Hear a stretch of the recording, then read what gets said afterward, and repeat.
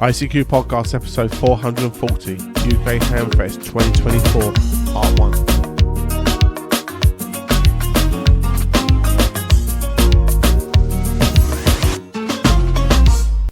Well, hello fellow amateur radio enthusiasts and welcome to our 440th episode of the ICQ Amateur Radio Podcast, supported this episode by our monthly and annual subscription donors.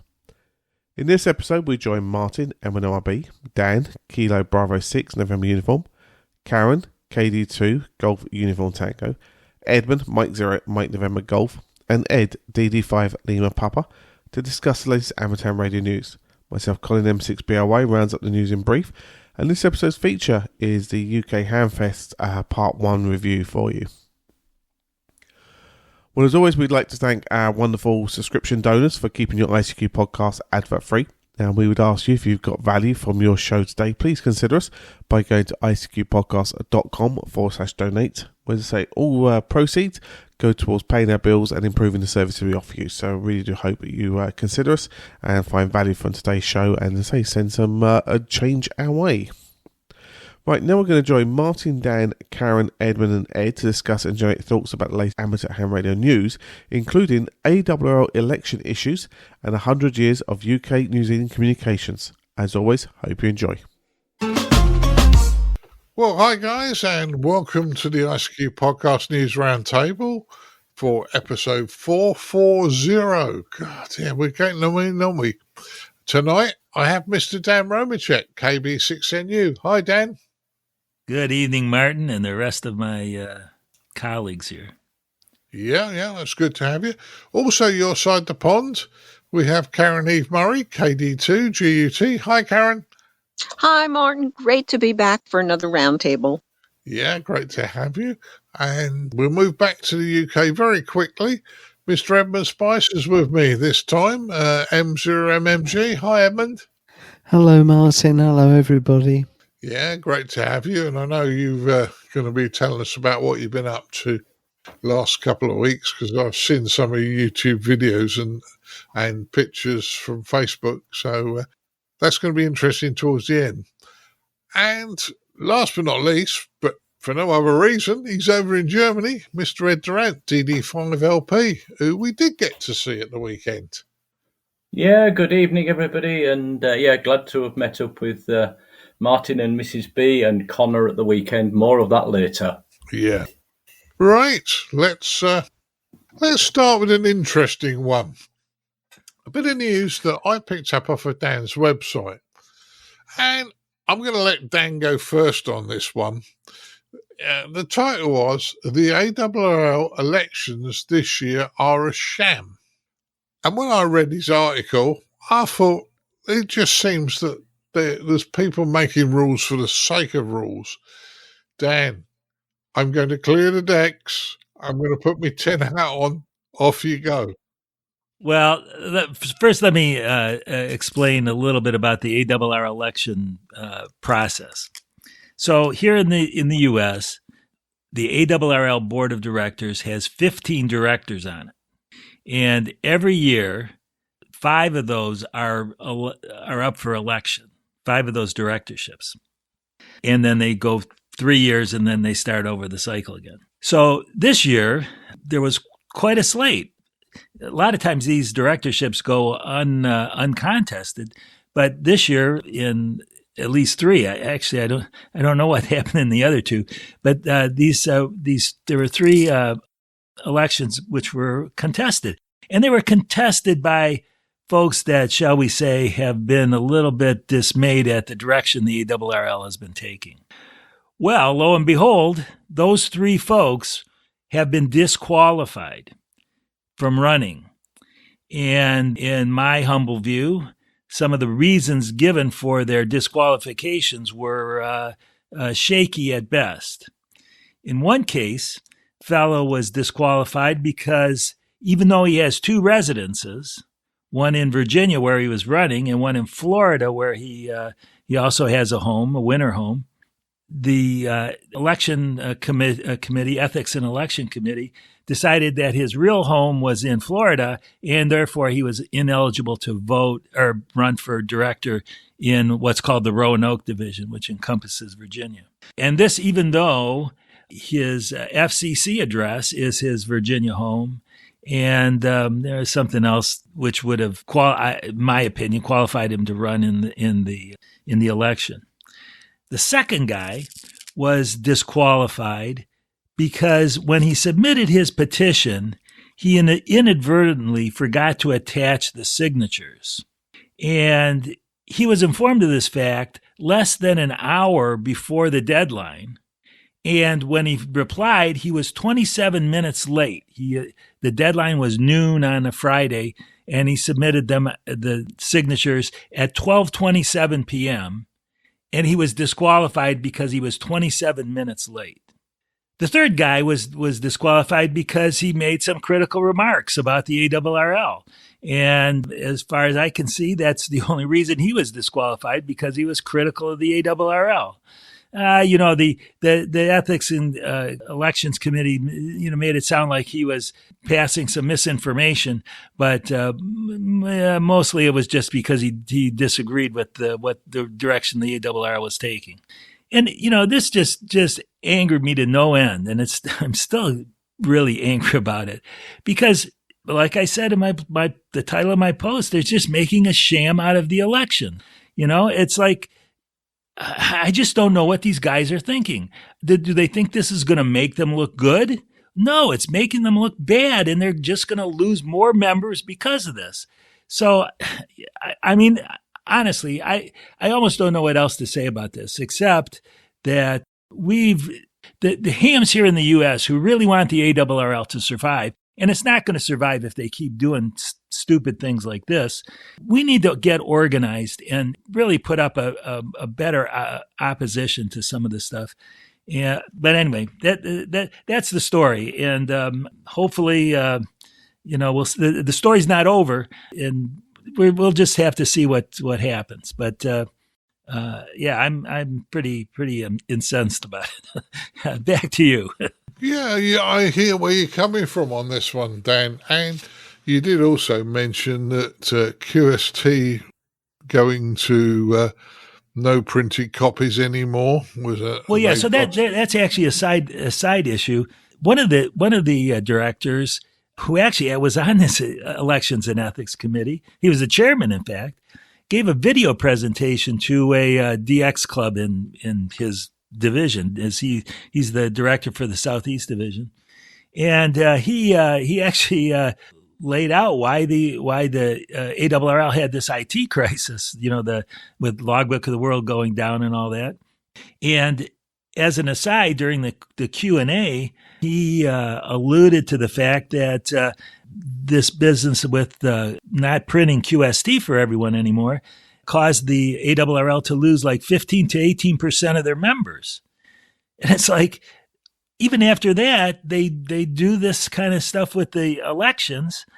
Again, it's like, what are these guys thinking? It boggles my mind. Yeah, well, without stealing the thunder from some of the boys, one of the guys, the third guy you said, Dan Marler K7REX, was actually in the computer industry for a Fortune 500 company.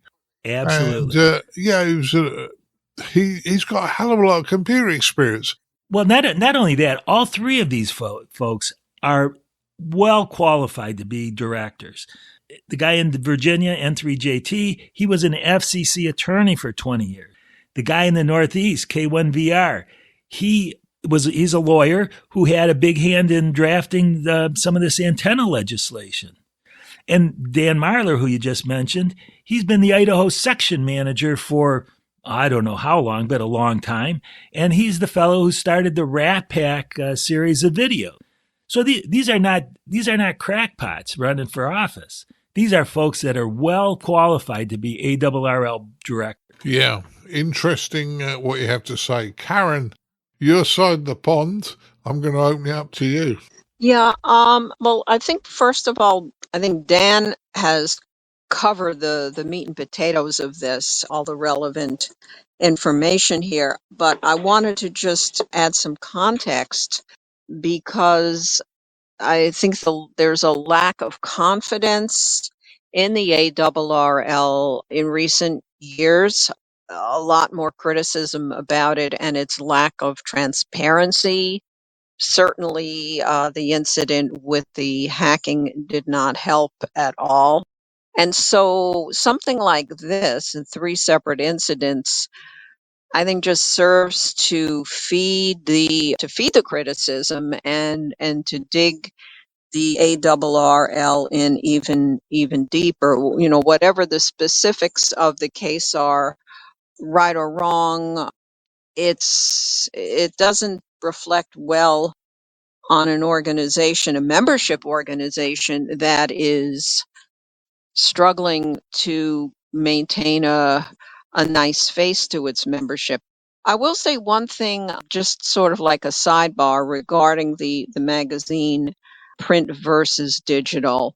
Gosh, that's a complex issue. That really is a complex issue because as someone who spent many decades in the publishing industry, in my case, mostly for newspapers, the industry trend is to go digital. So there is the argument for that. Again, I'm not advocating or not advocating for it, but I want to point it out as a trend because it is a reasonable trend. And the other thing is that it's pretty well known that in the industry that among a lot of younger people, they don't want to have the clutter of magazines. They are constantly with their handhelds and their tablets. And the belief, again, is that digital editions are more attractive to younger memberships. So unfortunately, none of these issues with each of these situations is black or white. There are many layers of complexity. But for me, the bottom line is it doesn't make the ARRL look any prettier or any more credible than it has been or has seemed in the last couple of years. Back to you, Martin. Yeah, I agree with you, Karen. And from my side of the pond, I see the ARRL in problems. I see them slowly coming out of the problems and trying to do all the nice things and publicising that they're doing the right thing. And then this comes along and you think, guys, are you shooting yourself in the foot again? Well, there you go. Edmund, I know it's a US story, but what's your thoughts? Well, first of all, I'm not an ARRL member and I don't know any of these individuals personally. So obviously I am not uninterested in what's going on, but I am disinterested in the sense that I personally don't gain or lose anything, whatever the ARRL does or doesn't do. So I'm rather curious about this story. First of all, I would caution against assuming automatically that because these people have said things that were capable of being interpreted as criticism of the ARRL, the fact that has happened and the fact that they have not been appointed as directors, I wouldn't assume automatically that the non-appointment has been caused wholly and exclusively by the negative comments. There may well be other considerations of which the wider public outside of the ARRL know nothing that could have led to this decision. For example, Dan said all 3 of these people are highly qualified and very capable individuals. I'm not questioning or doubting that for 1 second, but is it possible that the reason they didn't get the gig was that one of the other candidates they were standing up against was even more qualified or had skills available to them that the unsuccessful candidates didn't have? Well, can I just jump in on that? So that's what the election is for. So these aren't appointed positions, they're elected positions. Okay. So it's up to the voters in those divisions to decide who's the most qualified or who should represent them. Yeah, these three have not been given the option to run. They've been stopped before the starting line. Correct. And in one case, the fellow was disqualified after the voting had already started. So this is where I don't sort of have intimate knowledge of the ARRL's procedures and how it works. So the first candidate then, the one who's ordinarily domiciled in Virginia but spends half of the year roughly elsewhere, the post he was running for, is that geographically linked to Virginia, for example? Correct. It is. So in that case then, if something happened in Virginia where this chap needed to be there in person, sorting something out, meeting people, doing things face to face, and for 50% of the year he was hundreds of miles away, then that probably wouldn't be seen in his favour, would it? So no, and that's a valid point. But again, the voters in that division should have been allowed to make that decision. Okay. Yes, but equally spending half a year living somewhere far away from where you live normally, I'm slightly surprised that this individual didn't seek clarification, especially in writing, before putting himself forward to ensure that wouldn't be seen as an impediment. But Edmund, we're talking about 50-50. It could be 60-40, but the other thing is, the gentleman in Virginia, his main address, the one he classes as his main address, is Virginia. His FCC license is Virginia. His cars are registered in Virginia. His station, his amateur radio station, is in Virginia. So and he's been a ARRL operative in Virginia for a long time. So we're saying 50%. We could be wrong on the 50%. It might be 25%, 75% in Virginia. I don't blame him wanting to go somewhere warmer in the winter, because I would as well. No, indeed, but absenting yourself from your home location for 50% of the year, that's a bit different to going away for a weekend here or there. So if it was down to me, if I had to make a choice between two candidates who were otherwise completely tied and equal in all respects, and one of them was always or almost always at their home location and the other one was spending half the year away from it, I think I would go for the one who wasn't spending half a year away. Do you see what I mean? Which the voters should have the right to do, but they're not even going to the point where the ARRL members are allowed to vote. It's been taken out of their hands, and I think that's the real thing. Since I've jumped in, I'll continue. I am actually a member of the ARRL, and I'm fed up of hearing of these kinds of things happening and the lack of transparency. As you quite rightly said, Edmund, there may be other reasons that we haven't heard about, but while the ARRL are not being transparent with all the information, then how can members like myself make a judgment call on it? And not that I'd be voting in the Virginia elections, but I am an ARRL member, and therefore I expect transparency from the organisation. And quite honestly, if going on like this, I won't be renewing my membership. And see, that's the point I make, is that I've heard from many people since I published this post that they're just not gonna renew anymore. Some of them said this is the last straw. One guy said the ARRL is toast, and it's just I mean that's sad, because we need a strong ARRL, and we need the members. We need as many members as we can get.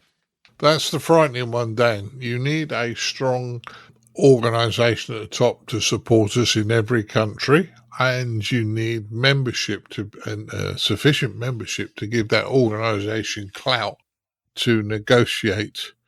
And I think sometimes some of the more senior members, of which I'm getting there myself, but some of the more senior members are so set in their ways that maybe they just don't understand anymore. We've done it this way all the time. We're always going to do this. And, you're dead right. You should be able to let somebody make a decision at the election time.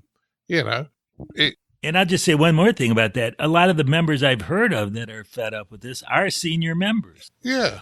I mean, it just surprises me that they've done this. I mean, the guy who's a few minutes late getting let's be honest, part of his application in. Yeah, come on, guys, be realistic. Well, hang on a minute, Martin. With that one, at the risk of sounding slightly harsh, I'm a little less sympathetic. For one thing, he submitted his application 24 hours before the deadline. Unless there are completely unforeseen and unforeseeable circumstances, and you genuinely have no other option available to you, please, if you're ever submitting an application for anything, whether it's a paid role or a voluntary one, don't leave it till 24 hours beforehand. I mean, you ain't telling me that the window for submitting your application opened 24 hours before it closed. I know. What would he have done if the internet had gone down, for example, or if he'd had a family emergency? Both of which are perfectly possible. For some unfathomable reason, we had the internet go down here for 24 hours on Saturday. Still no idea why, and then it came back by itself. So that's the one thing. The other thing is that if you're appointing somebody to a position of responsibility, you need somebody who can follow instructions. And if the instructions clearly and unequivocally say, in order to apply, you need to send us X, Y, and Z, and you just send X and Y, irrespective of the doubtless overwhelmingly compelling reasons as to why you didn't send Z as well, whatever those are, the fact still remains that you have not followed the instructions. So the fact that the ARRL went back to him 50 minutes or so before it closed, personally, I think he was quite lucky that he even got that, because I'm sure there are a lot of organisations out there that wouldn't even have offered him that concession. The fact that, for whatever the reasons were, he then didn't reply until after midday, that fact is not the direct responsibility or fault of the ARRL. They didn't force him against his will to send in the missing documentation after midday. And the third problem is, if you once make a concession for one person because of hugely unusual, one-off, utterly exceptional circumstances, most people out there, in my experience, people I've dealt with at work anyway, think that they are special and that there's that one degree of separation that makes their circumstances slightly different or extraordinary, so the rules don't quite apply to them somehow. If you once issued that concession to this gentleman, fair enough. When the next person comes along, well, I've got extraordinary special circumstances. In the interests of consistency and fairness, why are you discriminating against me by not offering me that concession? Okay, so you offer them a concession, and then the next person comes along, and the next, and the next, and the next, and where does it end? So, at the risk of sounding very harsh, I'm sorry, but out of the three people name-checked in this news story, the gentleman who didn't send in his application in full in accordance with the instructions is the one that I have the least sympathy with, I'm afraid. Sorry. Okay. Well, it's interesting because we're having a personal discussion. This is our opinions, yeah? And we don't always agree. I agree with that. It's not a problem. We all have our own opinions on here. Ed, you did have a bit of a go. Have you got any more to say before I move to the next news story? No, this is a US story. My only involvement is because I am at present an ARRL member. Right. Okay. Well, it's an interesting story. You threw the hand grenade in the room there, Dan. That's normally my job, throwing a hand grenade in the room, but yeah, I think it was worth discussing. I think it'll probably rumble for a good few weeks on this one, but we'll keep an eye on it. Right, I'm going to move to the next news story. UK and New Zealand hams mark 100 years since the first trans-global two-way radio communications. And the RSGB have put on a couple of special event stations, and it's 100 years. Now, interestingly enough, and I'm going to get Edmund to go first on this one, but I've picked up a QSL card for a gentleman that should have got his QSL card 99 years ago for working a station in New Zealand. Not the same one and not the same person, but very, very close in time. Edmund, what's your thoughts? Well, I don't really know much what to say about this other than thank you, Martin, for picking that card up. Gerard Marquez, Golf 2 November Mike, his personal call sign became transferred to a club call sign at some point in the 1990s, and these days it's held by Amberley Museum. And for a long time now we've been promised that we're going to get a new building for the radio and TV exhibition, and after talk for many years it looks like it may actually be about to happen now.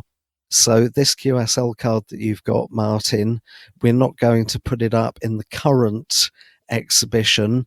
We're going to put it up in the new building when the new building arrives, because there were fears in some quarters that if we stuck it to the wall in the current building, we might then damage it when we removed it to transfer it to the new place. Yeah. Well, there's information on both sides of the card, so you probably don't want to stick it to a wall, but interesting. Now, this is originally, and it says here, the 18th of October, 1924, not 2024. Contact was made via CW, and I mean, that was what happened in them days. It wouldn't have been far off a spark gap transmitter, I would suggest. Not far away from that. Ed, you got thoughts on this one? Yeah, I was just you looking at the expression, the first trans-global two-way radio communication. I thought the contact into Australia happened before New Zealand, but I could be wrong. So, first trans-global, perhaps the first New Zealand to the UK, perhaps. Yeah, and as you said, you said before we started, Martin, that there's some question as to whether this was the very first one, but I've no reason to doubt that.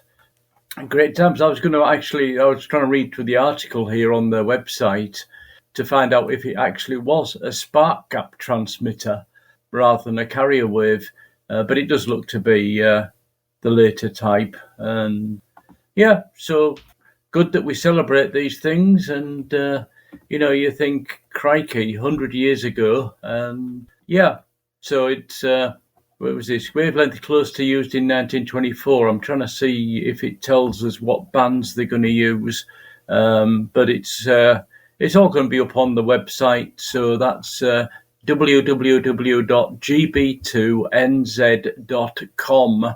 And let's get on and see if we can hear them operating, Martin. Yeah, as I say, it is a special event call sign. There are other people going to be on, and it's a good one. I'm pleased we're doing this, but we also need to be aware that although this is says it's the first one, records might not have been that great round about that time. As I say, I picked up a card for Edmund, which was 99 years ago, and for a similar sort of contact. So, it's an interesting special event station.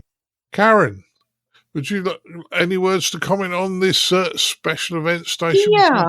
Yeah. Well, as you know, I love special events of almost any kind, but I think the value in something like this, whether it's 100 years, 99 years, whatever it might be, is that it is history.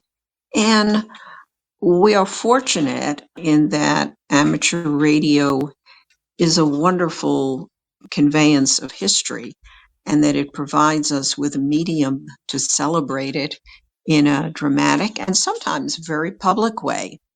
Communication like this at a time when it was deemed not possible is really worth celebrating. And I think we're lucky to be part of a radio community that can do something like this. I mean, look at all the people being involved. You have people in the UK, you have people in New Zealand, have a couple of different awards, and best of all, everybody anywhere in the world.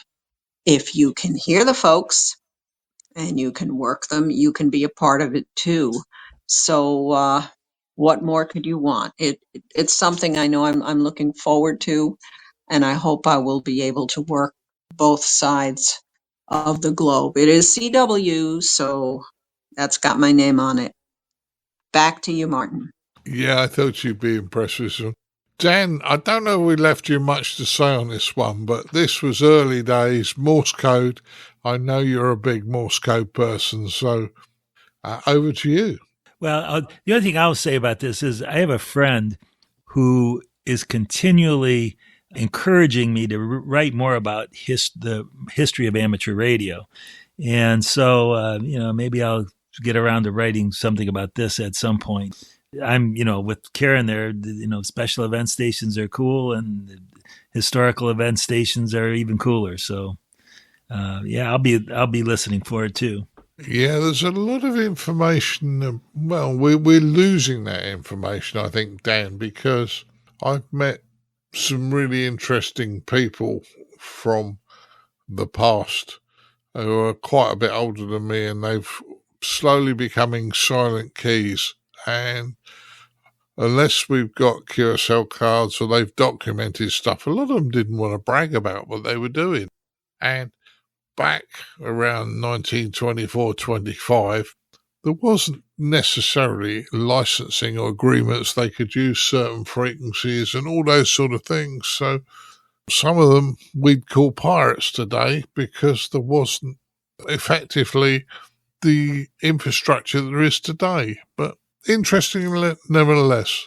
And also back then, Martin, if you worked, say, Australia or New Zealand in 1925, you wouldn't necessarily have any way of knowing that you were the first person to do it, even if you were the first.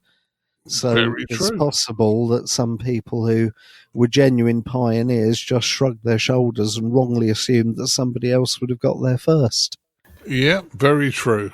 I'm not trying to decry this. It's a great bit of publicity. I'm not trying to decry on it, but yeah. Martin, coming back on one of my questions earlier or points earlier, for the frequency or wavelength they used back in 1924 was 1,000 meters. So amateur using the wavelength 1,000 meters. So that really was quite a massive antenna on top of the school building they were using. So it's Mill Hill School, and I presume, again, I need to have a look at the website more, but I guess they're going to use top band or 80 meters for the contacts, but we'll wait and see. Yeah, let's hope they do. And yeah, to say, they worked on some strange frequencies back then, Ed, as well, as you quite rightly said. Right, move to our third news story. We've covered this in the past. The car manufacturers are still throwing the FUD, fear, uncertainty and doubt, into the ring. But US lawmakers wait to vote on AM legislation for cars in the US. And AM reception in the US is important. Caryn, do you want to go first on this one? Thank you, Martin. This story's been kicking around for a while, largely, I think, because a lot of it is happening in Congress, and we know how fast things move or don't move on Capitol Hill. This is a tough one because AM radio in certain parts of the country here, AM radio is so vital to carrying emergency messages. A lot of us remember from our younger years before we had all these other means of having warning systems, it was always you would hear, "Ah, this is the emergency broadcast system." And, this still, that would come over AM, and that still does occur, although now our smartphones, our mobile phones blow up with emergency alerts too. So there are other options, but there has been a move to actually get rid of AM radio and getting it out of the cars, with the reason that the move to electric cars would degrade, would interfere with the radio signal. Gosh, seems to me we know how to filter?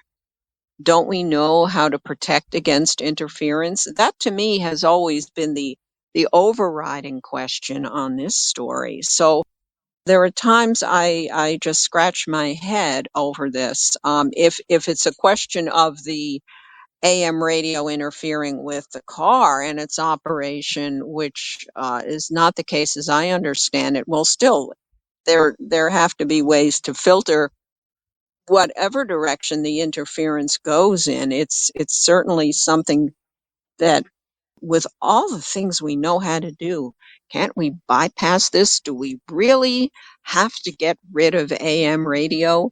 And so this is going back and forth, and the move is, of course, to ensure that AM radio stays in the cars. And I will very quickly add, this is a U.S. story. This is for cars that are sold in the U.S., whether they're made by U.S.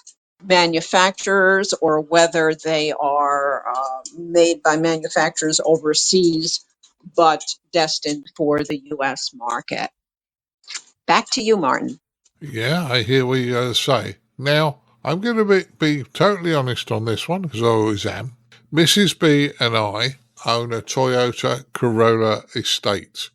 It's 4 years old now. It's a hybrid, so it's electric as well as petrol. It has a petrol generator to charge the battery. We have an AM radio in our car. It works okay.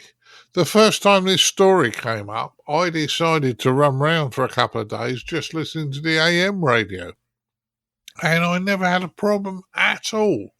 So I don't know why everybody's having a panic on this, but my theory is, if the electronics in the car is interfering with the AM radio, then get it sorted. Toyota have.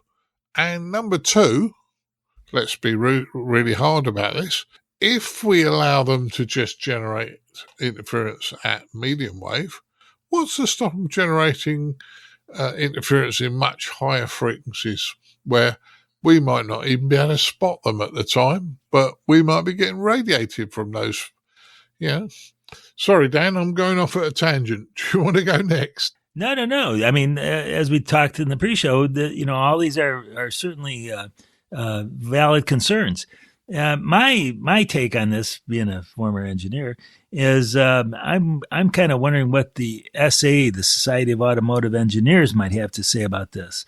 Whether there's some kind of standard, maybe there's a standard in the works. I might look into that a little bit and see if I can find out some information on that. Well, it's worth thinking about, Dan, as I say. I mean, maybe I'm throwing another hand grenade in the room by talking about interference we're not going to spot instantly on our broadcast radios, but it's something to think about. Ed, what's your thoughts on this one? Well, really just echoing what's been said. My understanding, because we've gone over this several times, my understanding is that this is a move by certain motor manufacturers to avoid doing the right thing, to avoid cleaning up the electronics in their cars so that they don't interfere with AM radios. And they see it as a way of saving themselves some money, perhaps. yeah, electric cars do need to have a lot of computer processing in them to keep them actually running properly and efficiently.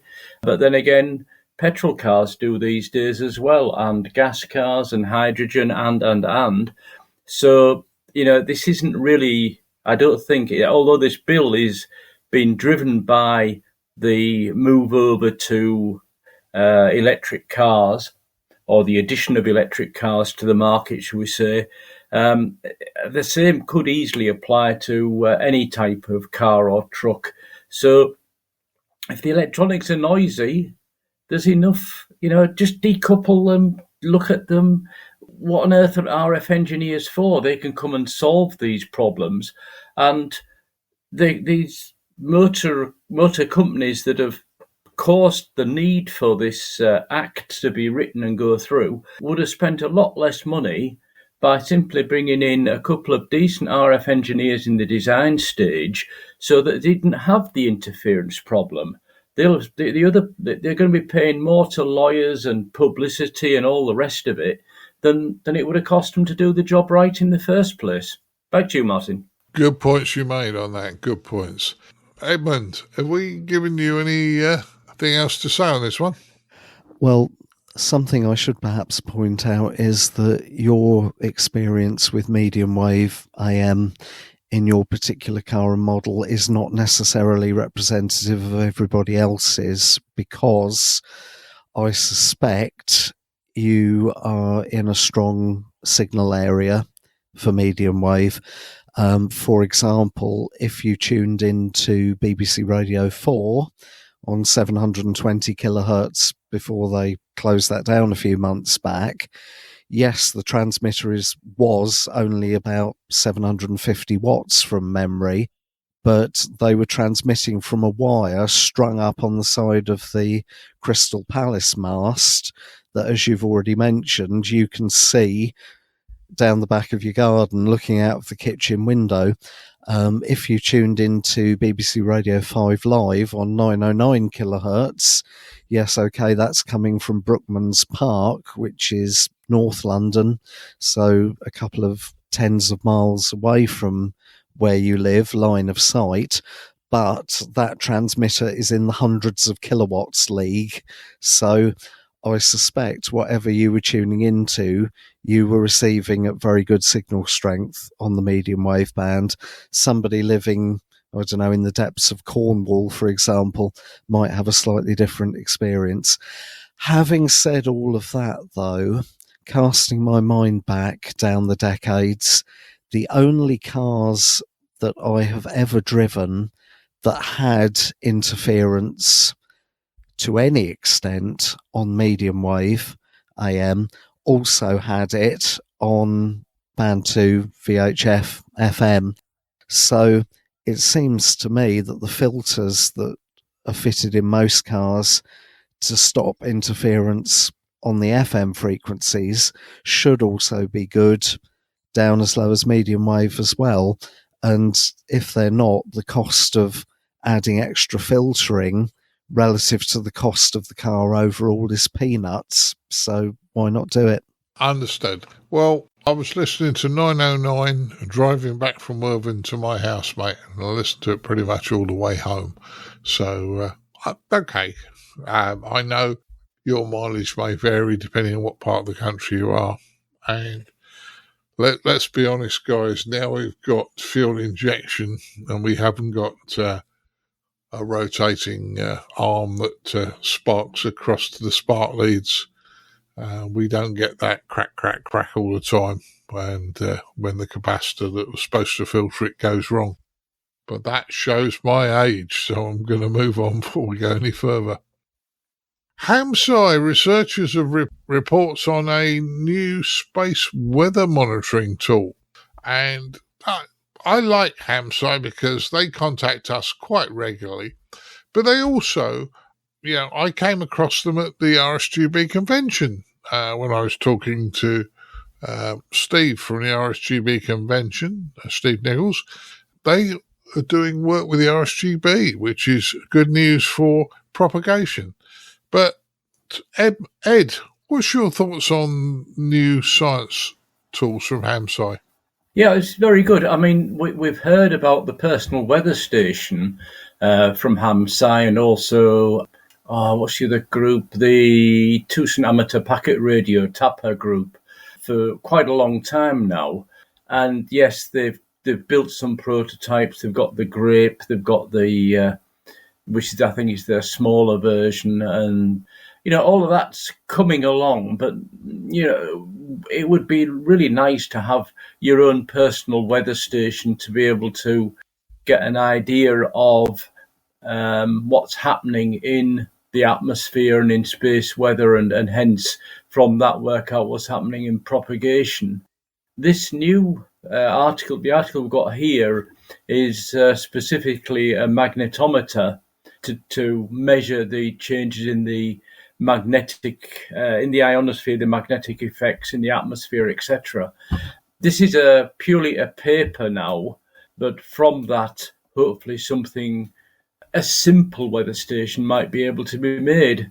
And, if we have the power of numbers and all the data from these put back into some database somewhere, we might be able to do our own space weather predictions, because a lot of the ionosondes that we rely on today are getting very old. Indeed, the two in the UK have been breaking down and running again and breaking down for the last 5 years. One of them is definitely end of life, and the other one probably not far behind it. So if we could have, and the universities don't have the money to invest in new ionosondes by the old technology. If we have a new technology that could be used that's a lot cheaper, and we could have a lot more of these around the world, we could get a better information base of what to expect in propagation. Back to you, Martin. Yeah, I think it's an interesting thing. And to say Hamsci are working with lots of people and coming up with new ideas and things like this, so it makes it good. Dan, what's your thoughts on this one? Well, I love Hamsci. I've been to several of the Hamsci conferences, and I think that this is yet another nice thing that Hamsci is doing. The big thing for me is regarding Hamsci is that they're showing the value of amateur radio other than quote unquote emergency communications. So that's why I'm a big Hamsci backer. Yeah, you're right. We're working with them to get the data for a scientific research, which is nice because it gives us purpose as well as you say, emergency comms or just chatting to your mates down the road. Caryn, have we left you anything else to say on this one? Just a few short words, because yes, I'm part of the Hamsci fan club as well. And what it comes down to really here is respect. Hamsci has done so much in amplifying the kind of respect that amateur radio operators get with their work with respect to the professional scientific community. Certainly, Hamsci's work with the eclipses and the studies there, that was phenomenal. Now the space weather tool, wow, space weather tool. We live and breathe space weather. The ionosphere pretty much determines the course of many of our days. Is it going to be a good day or a bad day? Check the ionosphere. So how nice to see that this is not only written up, but that it's being promoted. I love anything that can give us a very respected status and acknowledge what some of the best and the brightest among us are doing. Back to you, Martin. Yeah, it's a good one. And I agree with you, Caryn. Hamsci really are an interesting group to keep an eye on. Right, move to our next news story. And I know there's two sides to this news story. There was a massive hurricane went through the US recently, and the death toll continues to rise over the weekend, and condolences go out to the families. I picked this one up off of a radio website, and it said that dozens of radio stations were knocked off the air by Helene. Well, that was the hurricane that's gone through. But Caryn, you were noticing that radio stations were knocked off the air, but television stations seemed to survive, possibly because they got better infrastructure. What's your thoughts? Yes. First of all, I want to say that in carrying this story, and we have this story and a companion piece, our lead piece on Newsline this week, we are not reporting exclusively on what happened to broadcast radio and TV. We are indeed reporting about human life. That's really what it is about. And that is certainly the most painful cost that the hurricane took when it did sweep through. That said, the people who have been turning to broadcast for information discovered that many of the stations are off the air. The towers, most of it was tower damage. A smaller portion of it was transmitter damage. But again, the good majority was damage to the towers.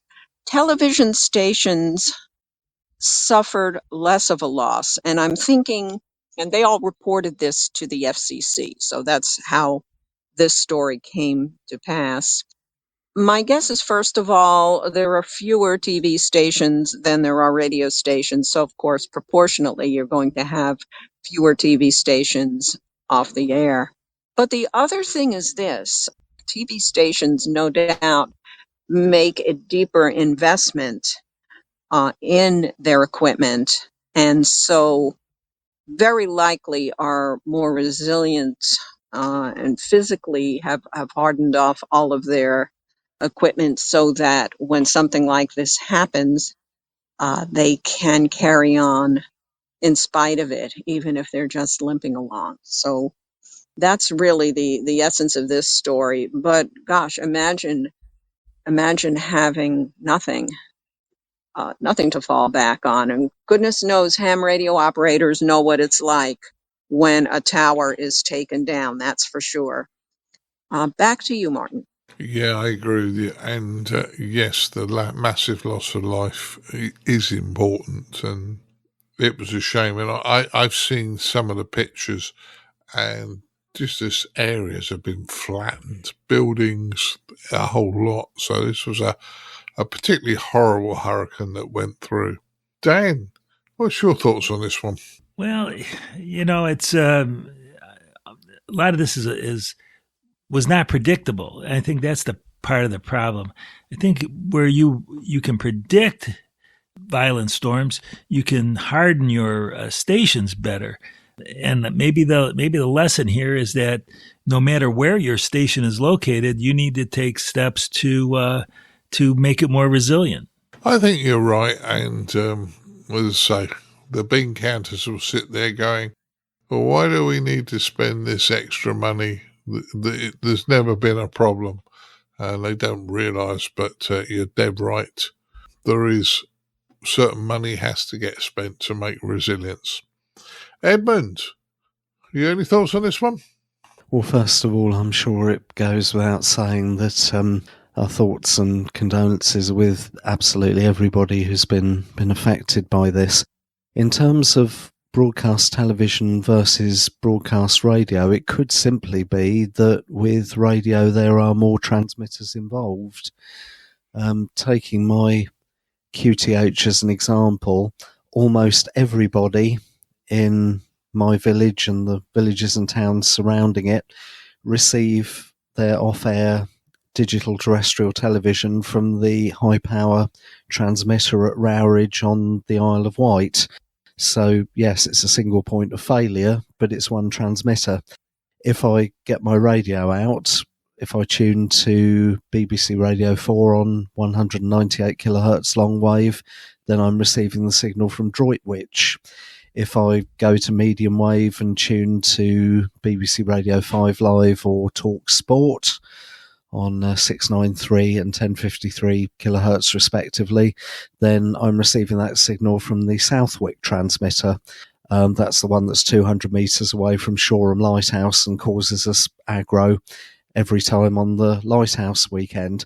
If I go up to FM, then depending on which station I'm tuning into, I could be receiving signals from Rowridge on the Isle of Wight, Whitehawk Hill near Brighton, Hove Seafront, Midhurst, Findon Valley, etc., etc.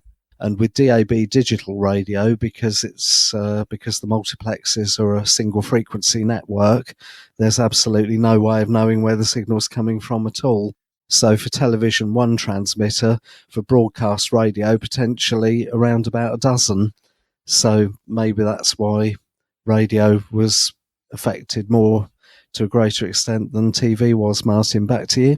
Yeah, that's a good point of view. It is a good point of view. And, in fairness, you could probably put a Band 2 FM transmitter on the air, a kilowatt transmitter or 1500 watts on air.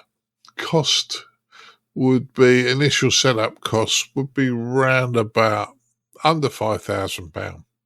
So you can have more stations on quicker and one thing or another.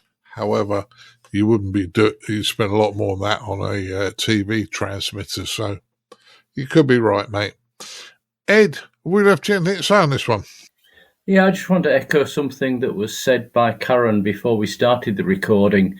And she said that the pictures she'd seen from around the areas in the US where Helene has hit reminded her so much of pictures she's seen of the monsoons and flooding in India. And I think we're going to see a lot more of these horrible disasters. And yeah, echoing what other people have said as well, the stations need to be more resilient, or there needs to be some alternative that can be set up quickly as an emergency messaging system when there's no infrastructure. I don't see that happening because the bean counters will say, well, it might only get used once in 100 years or whatever. So we're back to everything needs to be a lot more resilient and built stronger and everything else. So it's going to be the usual challenge of the bean counters versus the people who predict these disasters coming along.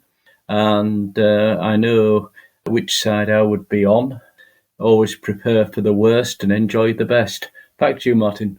Yeah, I understand, Ed. Trouble is, 99 times out of 100, the bean counters win because people don't want to spend the money. But you'll get me off on one if I don't move on quickly.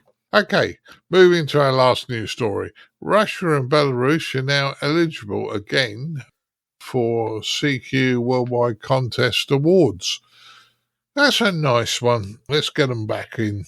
Dan, what's your thoughts? Well, as I sometimes have contrary opinions, I'm not so sure about this. They were disqualified for a reason, and that reason hasn't gone away. And I don't know. That I just don't know. No, I hear where you're coming from, and that's your opinion. Amateur radio to me shouldn't be political. It always will be, but it shouldn't be political. So a ham radio operator in Russia or Belarus is probably not any more political than I am. It's what your country does that makes you get the bad reputation, I would suggest. Yeah, as I say, I don't really know. No. But let's hope we're opening channels of communications by letting them back in. Caryn, what's your thoughts? Well, Martin, to me, when I saw this on the blog for CQ Worldwide Contests, I thought, well, this is good news. To me, it was good news because they were having their contests catch up with everybody else. Apparently, they were among the last to revise. It wasn't even a rule. They didn't do anything formal to exclude them. It was just a practice.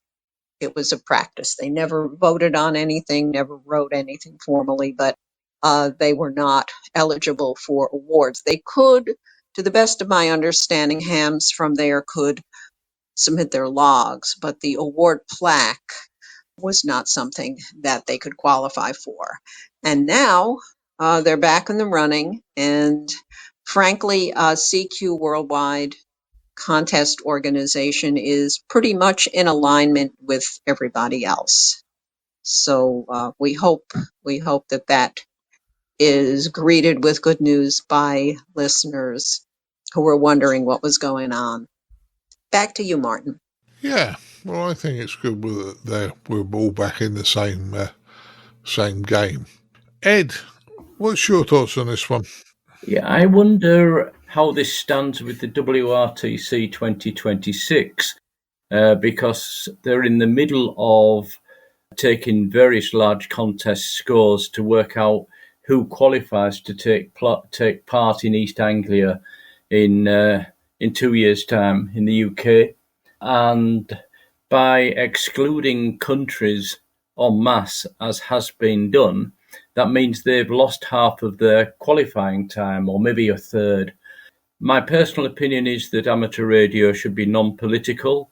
Countries get stuck with stupid politicians, every country, and that's where wars come from. It comes from the politicians, it doesn't come from the people, and therefore to punish the people in the way that some organisations have done, we're only talking 2 countries here, but, the same rules could have been applied to the other warring nations in the world, and we all know who they are, and exclude them from amateur radio. But the whole basis of amateur radio is there shouldn't be politics in it. And we commented on this when we heard this was happening originally a couple of years ago. And I, for one, was not happy with the fact that the actual citizens of these other countries were being punished for what their government was doing. We can't change what the government's doing, unfortunately, either. But it's good to see that the CQ Worldwide is coming back and allowing them, Belarus and Russia stations, to enter the contests and apply for the awards. And from what the article here says, it seems that CQ Worldwide is one of the last of the contest organisations to do that, or certainly one of the last larger ones. So they do run the largest contests of the year. So, yeah, it's, as Caryn said, it's good news. I think it's rather sad that action was taken against amateur radio citizens previously, but that's my opinion. Other people have other opinions. Back to you, Martin. Yeah, we do, Ed, don't we? But, yeah, great. Edmund, have I left you anything to say on this one? Well, I can see both sides of this one, but I'm more minded to think that this is a good decision, because I don't think you can reasonably hold a Russian radio amateur individually personally responsible for what the government of the country may claim to do in their name. And if that radio amateur watches the news on the state TV channel every evening, they may genuinely and sincerely believe that Russia is carrying out a legitimate and justified war in Ukraine against fascism. So there's that. And also, I perfectly agree with what Ed just said there. If you exclude Russia for taking part in a war, justified or otherwise, how many other nations worldwide, in the name of consistency and fairness, would you also then have to exclude? So I think it's a good decision. And I'll end with the thought that if any amateur in any nation taking part in one of these contests feels that strongly about it, when they're called by a Russian radio amateur, they have the option available to them, and they're perfectly within their rights to simply choose to refrain from working the Russian station. Problem solved. End of. Yeah, that's one way of putting it, Edmund, and yeah, I get that. And as I say, like Ed, I'm very much along the lines of I wished amateur radio didn't have the politics in it. Unfortunately, it does. We have to live in a real world, but part of amateur radio's ethos is international friendship. But there you go. Right, that concludes our news stories for today. Let's find out what the guys have been up to since the last time we spoke. And we always go ladies first on this group, don't we, Caryn? Okay, we've got just a couple of things going on lately with the weather turning cooler. I hope that my activity reports will pick up a little bit. I think what's been keeping me out of action outdoors has been the outdoors, the heat and the bugs. So now that things are cooler here in this part of New York, I will be going out and doing a whole lot more POTA. I did the other day, the other weekend, and everybody's been reporting the same thing, that DX is wonderful. DX is wonderful again when you're operating portable.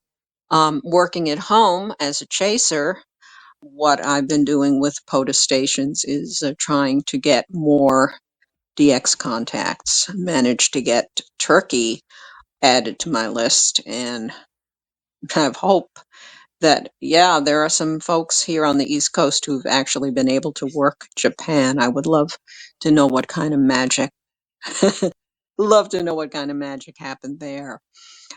So yes, I will be stepping up my POTA game in the weeks ahead, and next time we're all together, I'm hoping I'll have a more exciting POTA report.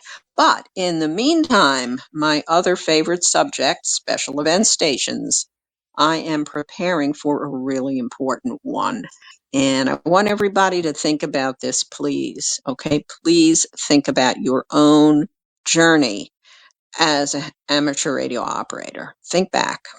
Think back about your Elmers. Think back about the people who helped you along. We're not here on our own. We're here because of other folks. And so there is a special event happening to honor our Elmers, to express our appreciation, and to take contacts with people who are wanting to do the same. October 18th, 19th, and 20th is the Appreciate Your Elmer special event. This has been, I believe this is I think it's its third year. Rich Guerrera, KB1FGC,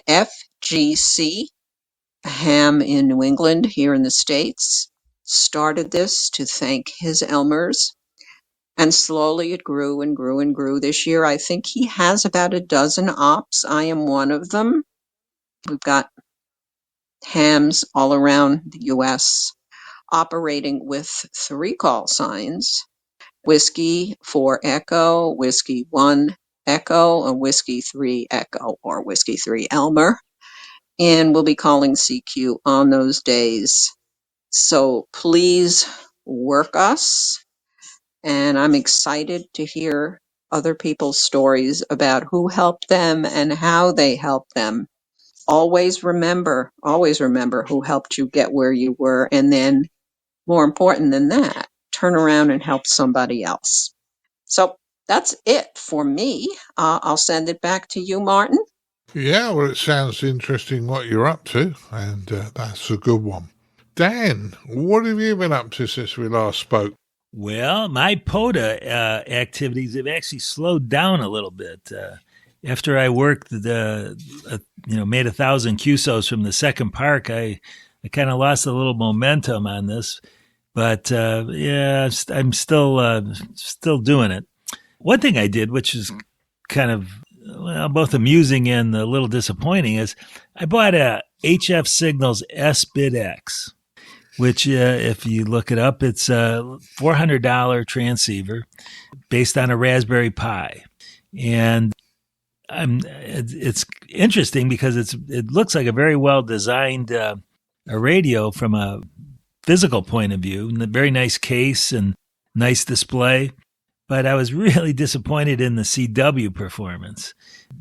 Whatever reason, it seems like the software that pulls the CW data input just isn't working quite right. It's very hard to actually key it. especially with a paddle. But I hear this is the same with a straight key. But anyway, there's folks working on this. It's all open source software, fortunately. And I just got a notice in my email this morning that they've come out with a new software release that should fix some of these problems. So I'm interested to get that running on the SBitX. And just to talk a little bit about future events, which I'll talk more about next time, next episode I'm getting ready to teach more one-day tech classes. I think it's like 4 one-day tech classes in the next 6 weeks. So I'll have a big report on that next time around. Well, that's going to be good, Dan. That's going to be good because I know that you do those tech classes, and I've got a bit to talk about teaching when I do my bit at the end there. Edmund, you've been out and about, haven't you? Well, the first thing I'll mention is that unexpectedly I woke up this morning with quite a heavy cold, so if my voice sounds different or unusual this evening, that's the reason. I didn't go to the National Hamfest this year because on the day that Martin and company was there, I was on the road and I stopped off at Bletchley Park in Buckinghamshire. Now, I haven't been to Bletchley Park for 12 years, and for a while after I walked in, I barely recognised the place. It was obvious that a lot of money has been spent on maintenance, painting, renovation, new exhibitions, all that kind of thing. And I was told by several of the volunteers that a lot of those upgrades have been done in the last 3, 4, 5 years.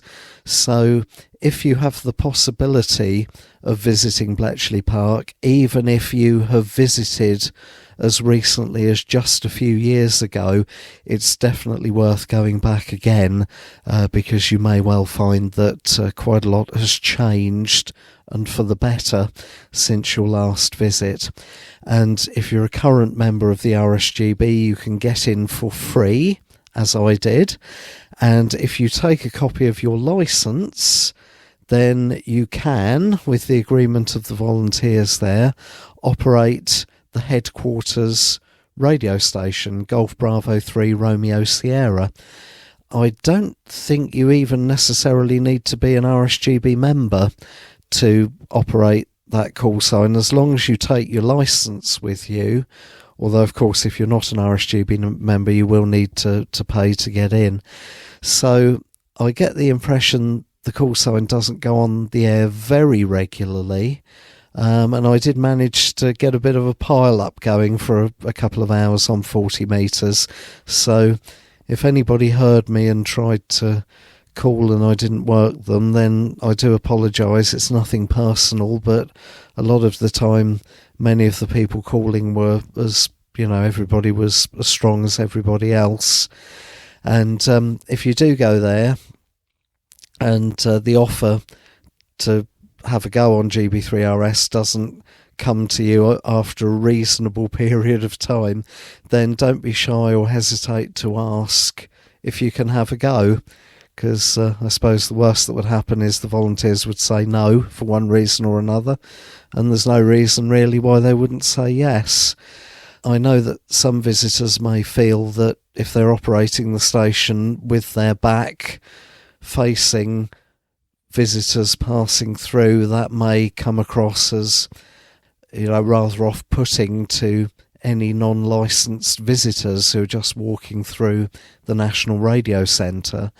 But the flip side of that is if you as a visitor are operating GB3RS, that then frees up the volunteers who otherwise might be operating the station to then chat with those visitors passing through. So if ever you've thought about it and think, well, maybe I shouldn't because it might not look very good if visitors walk in and just see my back facing them, don't be put off with that idea. You're actually doing the volunteers a favour because, as I say, you're then freeing them up to chat with the visitors. A couple of days later, there was another episode of 145 Alive that I didn't take part in, that's designed to encourage 2 meter FM simplex activity. And I gather from some of the YouTube videos that was a roaring success. And indeed, the Facebook group has passed 3,000 members in the last couple of days. So that's well worth looking at, because apart from the event itself, people do quite regularly put updates on there when they're out and about on high ground, and details of where they'll be, what time, frequencies, all that kind of stuff. So if you're just looking to talk to people on 2 meters FM simplex, it's worth joining the 145 Alive group for that alone, even if indeed you don't have any particular interest in the event itself. Similar to that, coming up on Saturday the 12th of October, there's the next edition of 433 Alive, which is the 70 centimetre equivalent, with the difference that there are no net controllers and no pre-arranged frequencies. So it's a case of call CQ, QSY to a frequency that's available, talk to people for the fun of it, and just do whatever you feel like, really. In some ways that's more relaxed and informal, and I do quite enjoy it. So that's Saturday the 12th of October, is it, I think? The second Saturday in the month anyway, between 1pm and 4pm BST, so midday and 3pm GMT, but it's not a contest rather, so there are no hard and fast start times and end times. You can basically do whatever you like within reason. And last but not least, the 27th of October in the UK is National Black Cat Day. So the special event station Golf Bravo 4 Charlie Alpha Tango will go back on the air for that weekend to celebrate UK black cats, mainly on the 40 metre band. But for people who like special event stations, that's another one to go after, possibly. And I'm sorry I missed Hamfest, but I do hope to be there in 2025. Back to you, Martin. Yeah, no problems. Now, one thing you didn't mention, because I saw the pictures, and we all saw you there with your ICQ podcast shirt on a monitor saying BBC News behind you. You went to a museum, I believe. Yes, and if you're a member of the ICQ podcast Facebook group, I've put a link to that museum in there. Hardly any of it was amateur radio related. Almost all of it was television, everything from studios, lighting, outside broadcast trucks, cameras, cinefilm, videotape, you name it, they had it there. But it's more like a private collection owned by a group of people than a museum as such. And they're very rarely open to the public. The weekend I went, they were open because it was the National Heritage Museum Day, or weekend, I should say.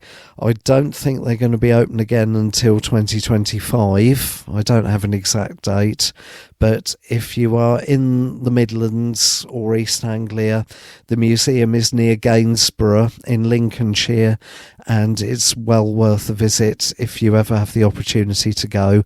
And yes, thanks to the magic of 1980s chroma keying technology, and I think it was an EMI 2001 camera, which was very popular in the 70s and 80s with the BBC and ITV. There is a photograph somewhere of me sitting wearing my ICQ podcast t-shirt inside the BBC News studio graphics from the 1980s. And all the time I was motionless, it was fine. But as soon as I stood up and started to move about, you could really see the blocky effects round the outline of my body due to the primitive by today's standards, chroma keying technology, Martin. It was good fun. Yeah, I saw the smile on your face. And I did send a picture to Colin, and I got a three letter acronym back. He was quite surprised. But a good one. Ed, what have you been up to since we last spoke? Well, since the last time I was on the podcast, of course, I've been over to the UK National Hamfest. And before I get onto that, though, just a little bit of information, adding to what Edmund said about Bletchley Park. Definitely worth a visit. And what actually happens every year at the same time as the RSGB convention, which is the 11th to the 13th of this month, is there are special tours put on specifically for people who are attending the convention. So definitely worth doing. Another thing, if you're a porter activator, take your portable gear with you and set yourself up in the park somewhere, as long as they don't have a security conference coming on, as they did last year, and I couldn't do it. But the Bletchley Park is actually a defined porter park, so you can operate porter from within there as well. Definitely worth a look around. And next time I go, I might actually get to see the National Radio Centre. As it was, I got the tour around the main building and everything. And as Edmund was saying, there's been a lot of renovation done and a lot of good work done there. I didn't have enough time then left to go around the radio centre before they closed up. So next time, something for me to do next time.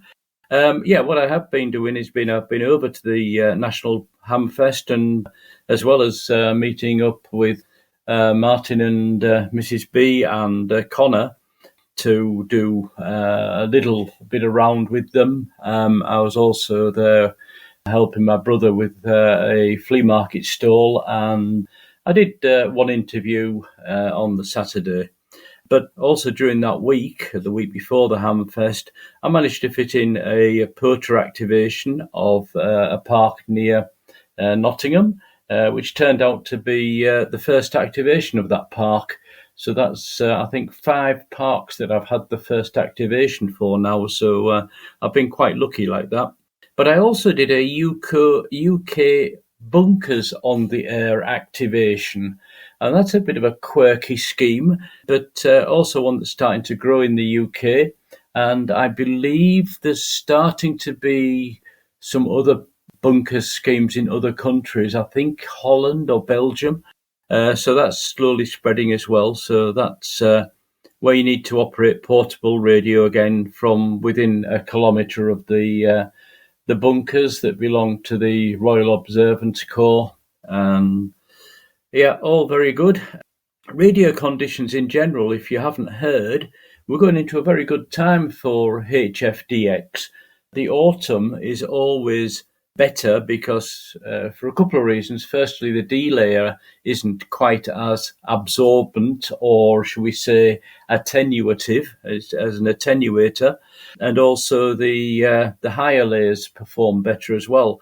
So as the Northern Hemisphere goes into autumn, we're going to see the higher bands, lots of good DX on 20 metres through 10 metres. And also, at this time of year, the grey line becomes interesting as well, more on 40 and 80 metres.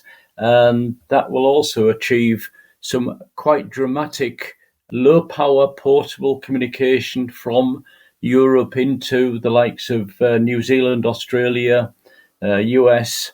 Lots of good DX work coming up on the HF bands from now on for the next 2 or 3 months. So I shall be getting ready for that. Been working on tidying up some of my radio gear and antennas so that they're not too heavy to carry. Everything's getting heavier. But in any case, as always, antenna work, portable operation, and generally getting out into the fresh air and doing things is on my high priority list for the next couple of months. Back to you, Martin. Yeah, sounds like you've been busy, Ed, and some interesting comments you made there. Martin, can I add a couple of things off the back of what Ed said? Go on. Thank you. Echo the comments about improving propagation. We're recording this on Wednesday, the 2nd of September, and this week, so literally in the last couple of days, for the first time this autumn, I have heard the outputs of the Kilo Quebec 2 Hotel repeater in the Catskill Mountains, New York on 29.620, and of the Victor Echo 3 Mike X-ray repeater in Vermont, is it in Canada, on 29.640 megahertz, and both of those were very, very strong. So if I'm hearing those well on a completely non-resonant antenna for 10 meters, if you've got a good antenna for 10 meters and you're using an efficient mode, like SSB for example, then 10 meters down the bottom end of the band must be going absolutely great guns. And as far as the convention goes, the RSGB convention, earlier today, the RSGB have published a new video on their YouTube channel. The whole thing is just under an hour long, and it's a montage of interviews that they carried out at the RSGB convention in 2023. And from about 9 minutes in to about 26 minutes in, the people being interviewed in vision by Steve Thomas, Mike 1 Alpha Charlie Bravo, the two people being interviewed by him are none other than Colin M6BOY and Martin M1MRB. So if you want to see them in vision rather than just listening to their voices, then have a look on the RSGB's YouTube channel. Back to you, Martin. Yeah, well, there's two things on that, Edmund. I keep telling people I've got a face for radio. And number two, you said September. I think you meant October. So not a problem. We're in October, not the 2nd of September. Oh, yes, there we are. Sorry. No problems. Right. Okay, let's move on. Well, I was at the National Hamfest. I'm never, ever, ever going to do it in one day again.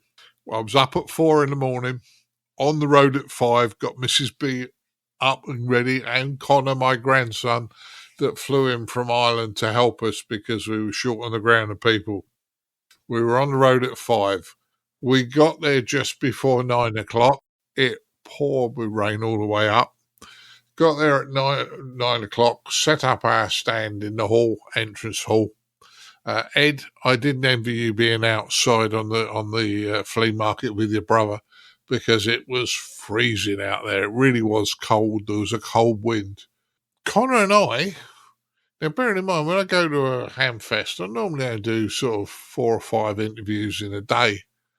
Connor and I got 13 interviews done on the Friday. My grandson, he's a great lad. He just became my sound man, and we rushed around and got as much as we could. So that went very, very well.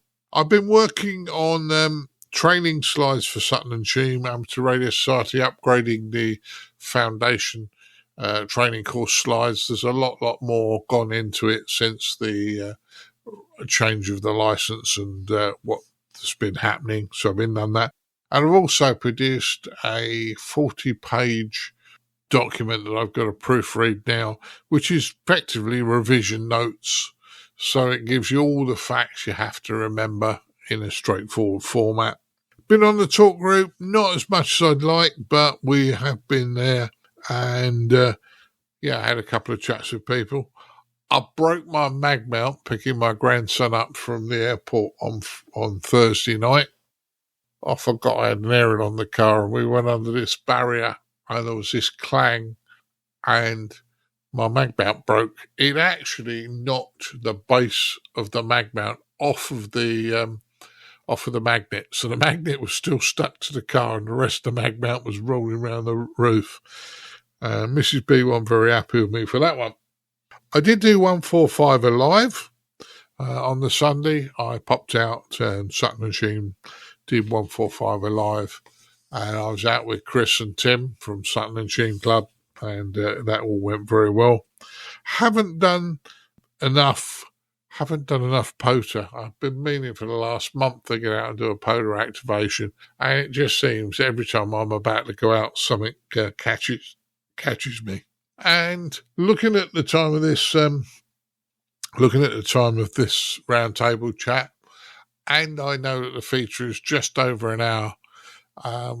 Guys from the Amateur Radio Workbench podcast, I know you bent Frank's ear last time when we went long because you always go long and we don't often. But looks like this is going to be another one. So tongue in cheek, we love you guys. You're always very polite to us, and ragging Frank is something I do as well as you do. So thank you. So that's what I've been up to. So all's left to me to do is thank the guys for turning up today. It's been another long one and another good one. I'd like to thank Caryn Eve Murray KD2GUT. Thank you, Martin. As always, it's fun. Yeah, been fun one tonight. I'd like to thank Mr. Dan Romanchik KB6NU. You're more than welcome, Martin. Yeah, and I'm glad I got you excited early on in the podcast.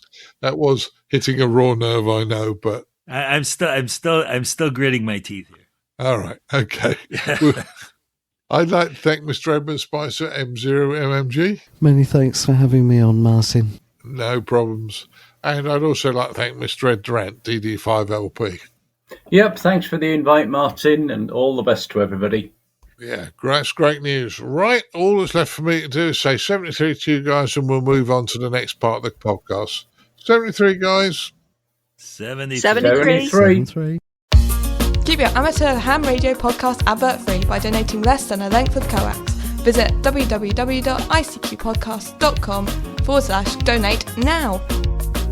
For all the news, links and information, visit www.icqpodcast.com. Now it's time to have a look at the news in brief with me, Colin M6BOY. We start off with news. The RSGB have responded to an Ofcom consultation regarding the 2.3 gigahertz band, and it's going to see new users sharing the spectrum with amateurs. And whilst the new devices may be limited to indoor use, the RSGB has taken the opportunity to highlight concerns regarding the weak signal 2320 MHz segment of that band allocation. In addition, they've also indicated they wish to review the current restrictions that apply to this band that date back to 2013 when it was subject to a public sector spectrum release.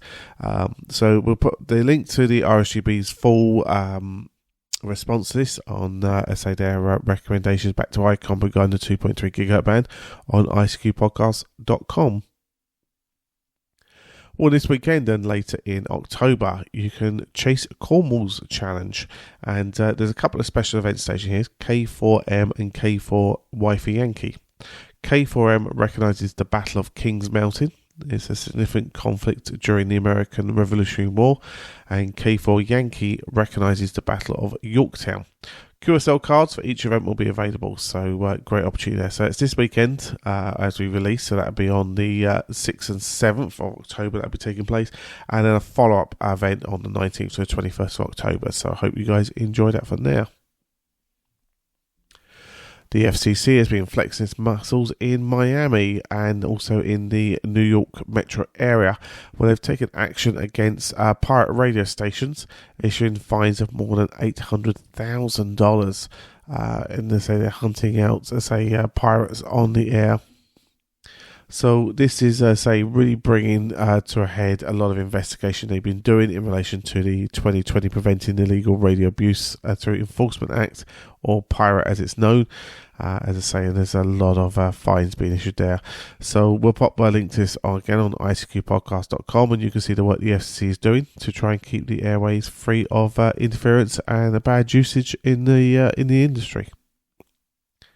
Now we're going to head over to our features episode, where we're taking our first look at UK Hamfest. So I hope you enjoy our collection of interviews from that recent event. As always, hope you enjoy.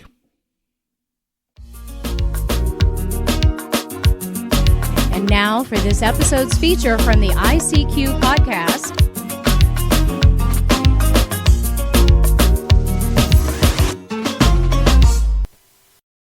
Hi guys, for this feature I wanted to tell you about the National Hamfest in the UK, in Newark. The ICQ podcast attended, predominantly only one day, although there were a couple of the guys there on the second day. There's some great interviews, and hopefully you'll enjoy them. They're not in any particular order, just so they hang together nicely. Right, we're at the National Hamfest in the UK. I'm with John from SDR Play, And you guys are going to say, so what? Because we often interview SDR Plate, which is a good thing because it's a great product. But, John, I'm probably the first person going to talk to you about this. You've got a brand new product you're releasing today, haven't you? That's right. We're here at the Newark Hamfest to unveil our new networked RSP. So this is a networked radio, and it'll be launched later this year. But this is the first public demonstration of a very exciting new product. Yeah, it certainly sounds it, John. Tell us more about it. Right, so those of you who know SDR Play, the thing we've focused on over the last few years is recognising that so many hobbyists and radio hams have got a lot of pleasure out of playing with SDR, software-defined radio, and that technology is moving into the mainstream and at the heart of most of the modern transceivers. But for receive only, we've focused on removing all the barriers that you have if you just start with a cheap dongle, and there are some very nice high-end, quite complex products that the average... So, John, we've got a brand new product, and you've just said how you moving on to try and get the new people into the hobby an SDR that will work remotely, which is a great idea. Yeah, because what we found is that we've really come up with a product that just works out of the box, and increasingly we do more and more of our own software, and people can rely on our product to give you pure signals anywhere between long wave up to 2 gigahertz. And we've also found people using them with our server software as a remote device, which works pretty well. You can network with SDR Connect and the existing RSP devices. But now we've got a revolutionary new product. So our new network radio, we're calling it the NRSP. Yeah. ST, it's a single tuner device, is a truly out-of-the-box, all-in-one networked radio receiver. So at a remote location, all you need is some kind of internet connection and an antenna. So this is ideal for people who perhaps have a high noise environment, or increasingly some of the older population are moving into smaller homes and can't actually get decent antennas up.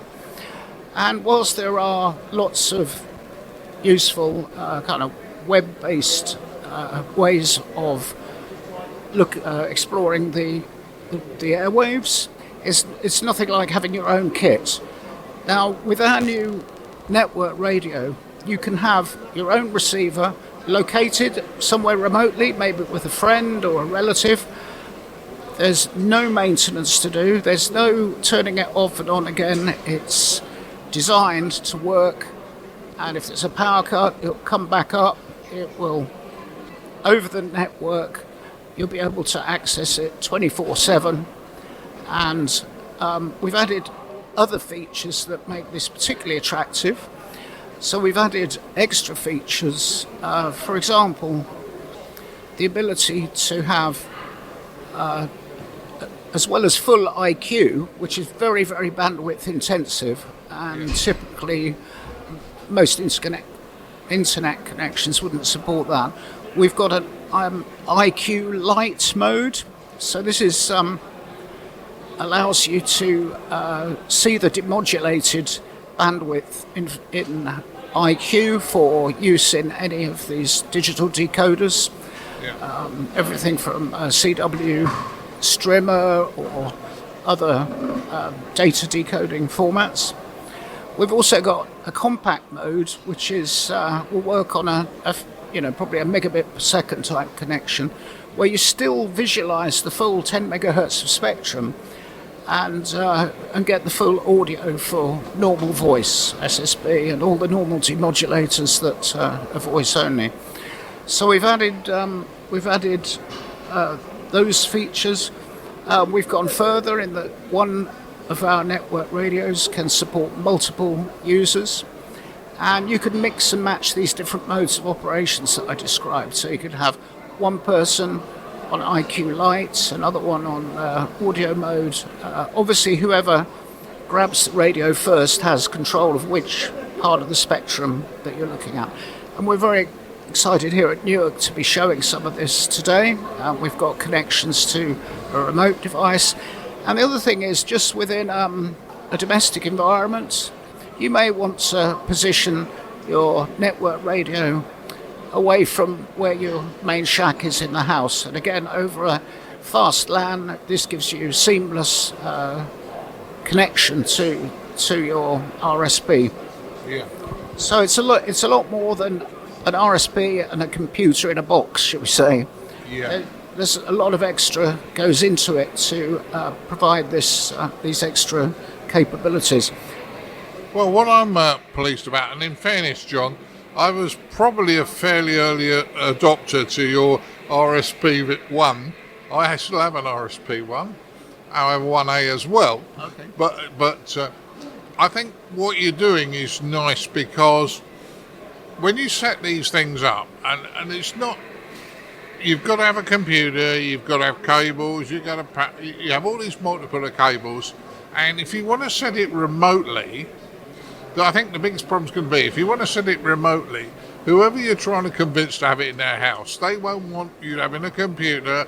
They'll start worrying about electric bills and all these sort of silly things. Whereas from what I've seen of your box, it's a small box, looks about the size of a router, that you connect antennas to, connect across the internet, and you should be able to convince your friend or member of family who lives miles away that this is going to work. And I'm quite excited about this, because it's a nice, tidy environment to put this in. Yeah, that's it. We're really aiming at those people who want an easy life, shall we say. Our hobby is so full of exciting experimentation and so on. Yeah. So we really think this will be a great product for people who've perhaps tried networking for themselves, or they've seen it done. And as you say, the thought of those cables everywhere, and what if it doesn't work? Am I going to ring people up? And I'm just starting to depend on it and use it. So yeah, networking is obviously the way to go. We think that based on what our customers say, this should be a really exciting new product for them. And the other thing, as you know, recently with our STL Connect software, we're gradually building more capability into that.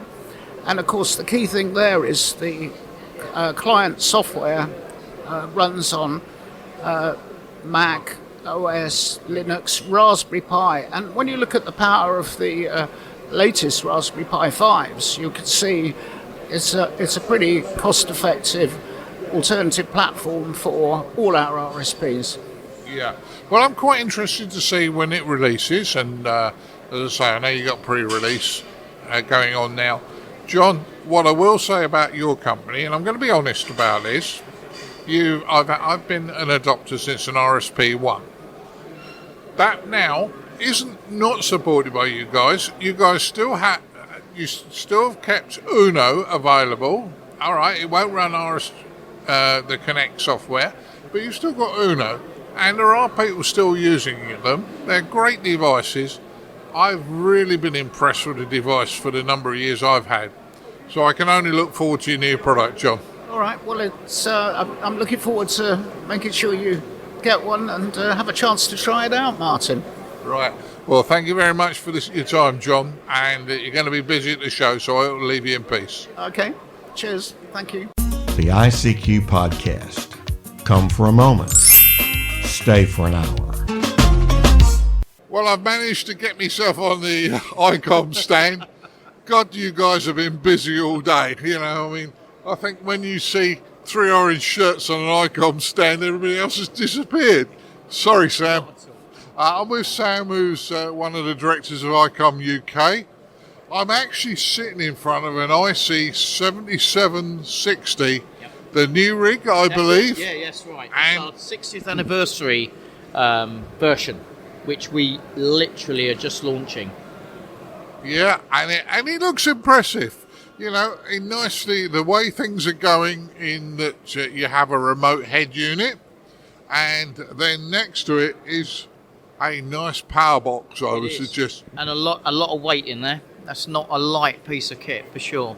It really, in typical ICOM style, we've got some amazing innovation. We've gone to create another benchmark really with the 7760.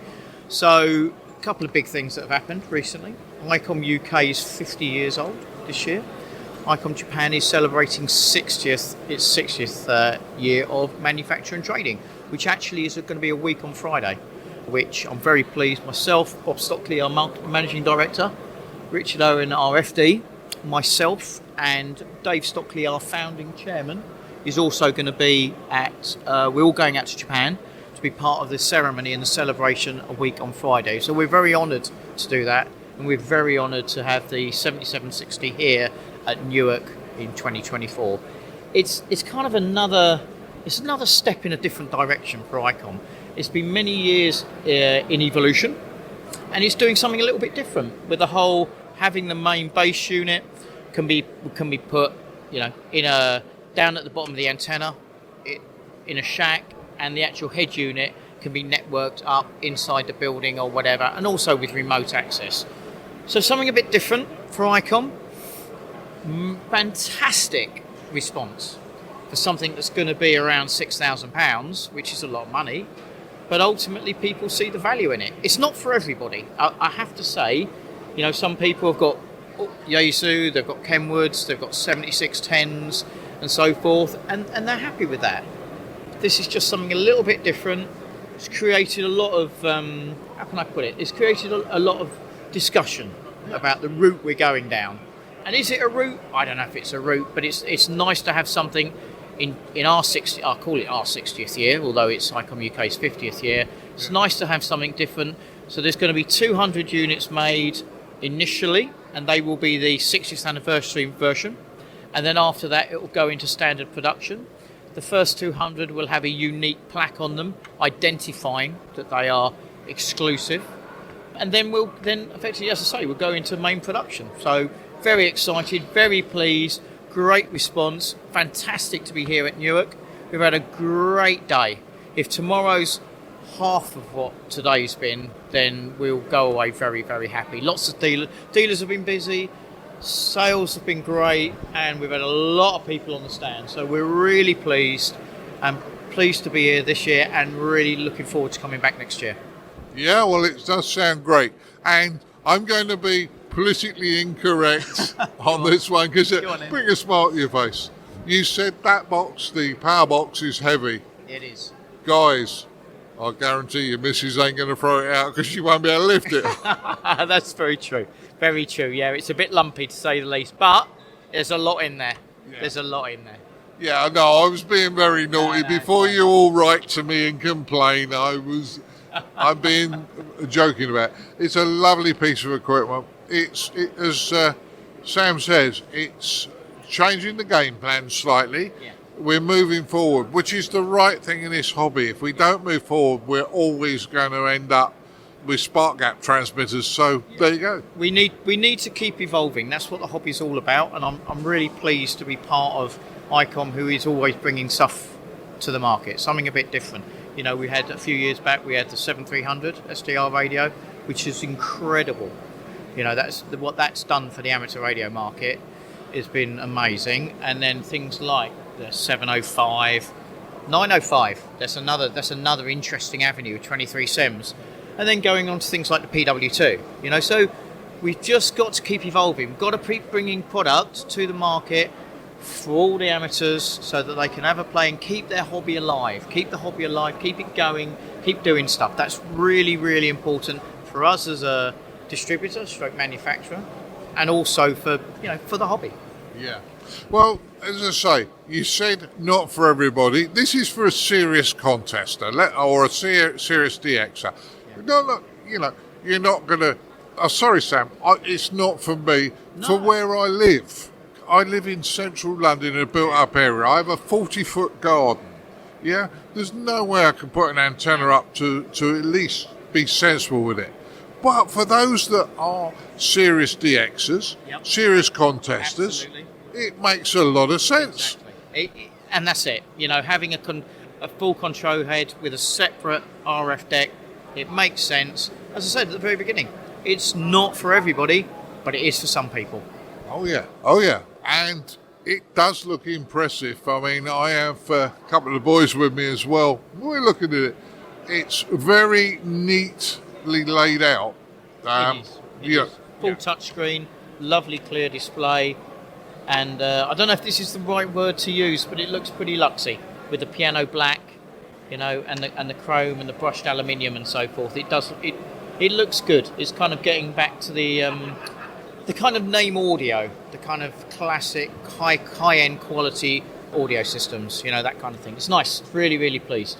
But listen, Martin, I really appreciate your time. Thank you for coming to see us, dropping by. Yeah, well, pleased to spend time. Exactly. No, it's been good. Really enjoyed the chat. And, come back and see what we've got next time, whatever it might be. Sounds good to me. Thank you very much for your time, Sam. Thanks, Martin. My pleasure. Whether it's across the pond or over the channel, the ICQ podcast is international. Herzlich willkommen in Deutschland. 73 de España. By amateurs, for amateurs.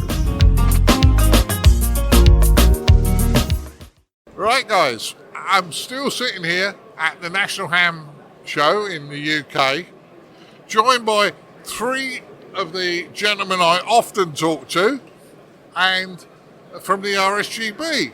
And we're going to find out what's going on. First, I'm with John. Hi, John. Good to see you again, Martin. Lovely to see you here. Yeah, and John's the president, so we're going up market. We've got the president of the RSGB. We got Stuart, the board, the chairman of the board. Hello, everyone. I'm pleased to speak to you. Yeah, great to see you again. And Steve, who's the general manager. Yeah, hi, Martin. Good to see you again, as ever, at every event we go to. Yeah, we have fun, and it's nice to sit around the table. I'm not going to embarrass poor Hannah and ask her to say hello, but... Hannah, you've got to get her name right. Hannah, go, hang on. I almost got a slap round the back of my head for that one, didn't I? All right. So, guys, who wants to go first? What's happening? What's the latest things happening? Over to Steve. Yeah, okay, Martin. Well, we've got so many events happening in the next few weeks. We thought we'd tell you a little bit about those events, what's going on, and just how much the RSGB is doing with all these activities. So, first of all, great for us to be here at the National Hamfest again. We love coming here, and you'll see, looking around you, we always bring a lot of people from the RSGB, a lot of staff, which people, they love to see meet the staff, but there's a huge number of volunteers that we bring as well. So not only the board, who you're going to speak to in a second, but a lot of the committee chairs and those sort of people. So we have a big RSGB presence here, but most people see the bookstall first, and the staff run that. It's very important to us. Not only the selling of the books, but that starts the conversation with people. And we've got Debbie here, the membership secretary, so we sign up members here as well. Very important to us. We've got some special offers going on membership. So Debbie's been really busy today. But the whole team work together, but with all the volunteers as well. So people see the bookstall at the RSGB, and we're spending more and more time telling them what's behind that, what else we do. So all the spectrum defence, everything like that. And that's what the rest of the volunteers are about. But it's great to be at the National Hamfest again. We absolutely love supporting it, and we get a lot out of it, and we hope the people that come and talk to us do as well. But I think I'm passing over to Stuart to talk about some of the other volunteers that are here. We've got the board here. We've got the ability to do CW tests. The contest team are here explaining what goes on behind the scenes. There's a huge amount of infrastructure and work goes on by a very dedicated team to do contesting. What else have we got? We've got the propagation studies team who will explain their work. The QSL Bureau.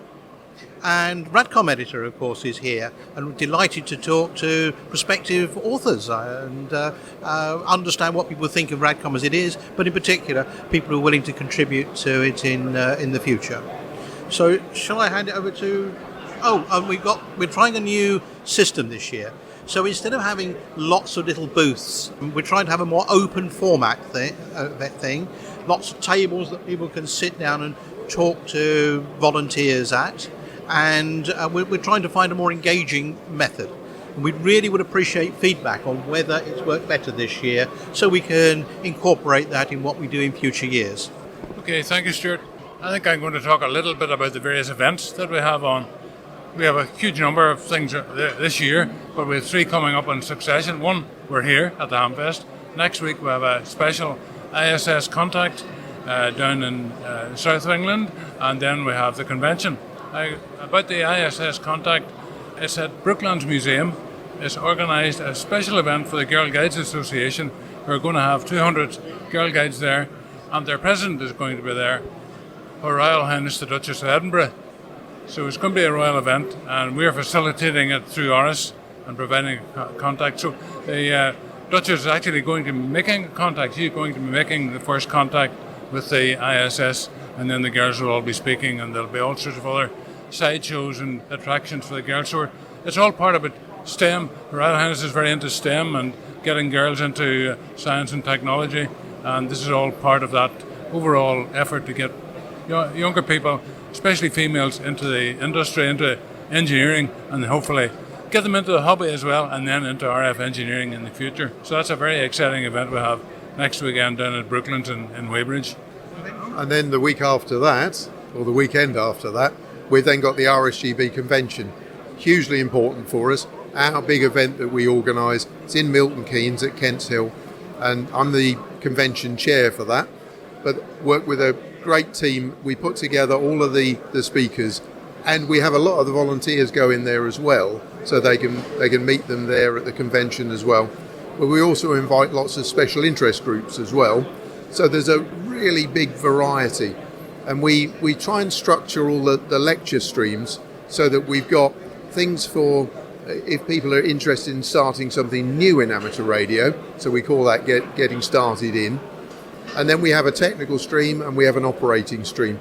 So we have, I think from memory, it's about 50 speakers or so that come there.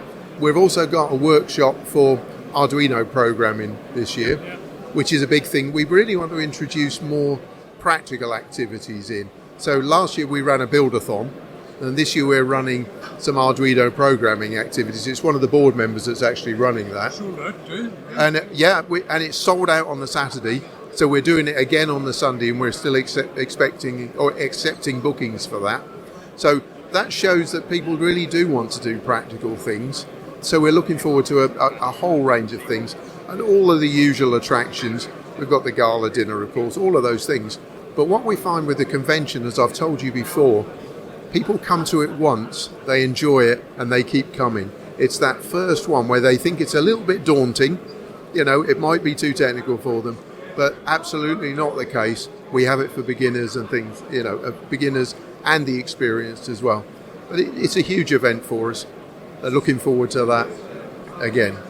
Well, I certainly agree with you on the convention, and from Stuart's point of view, I'll catch up with Stuart in a minute.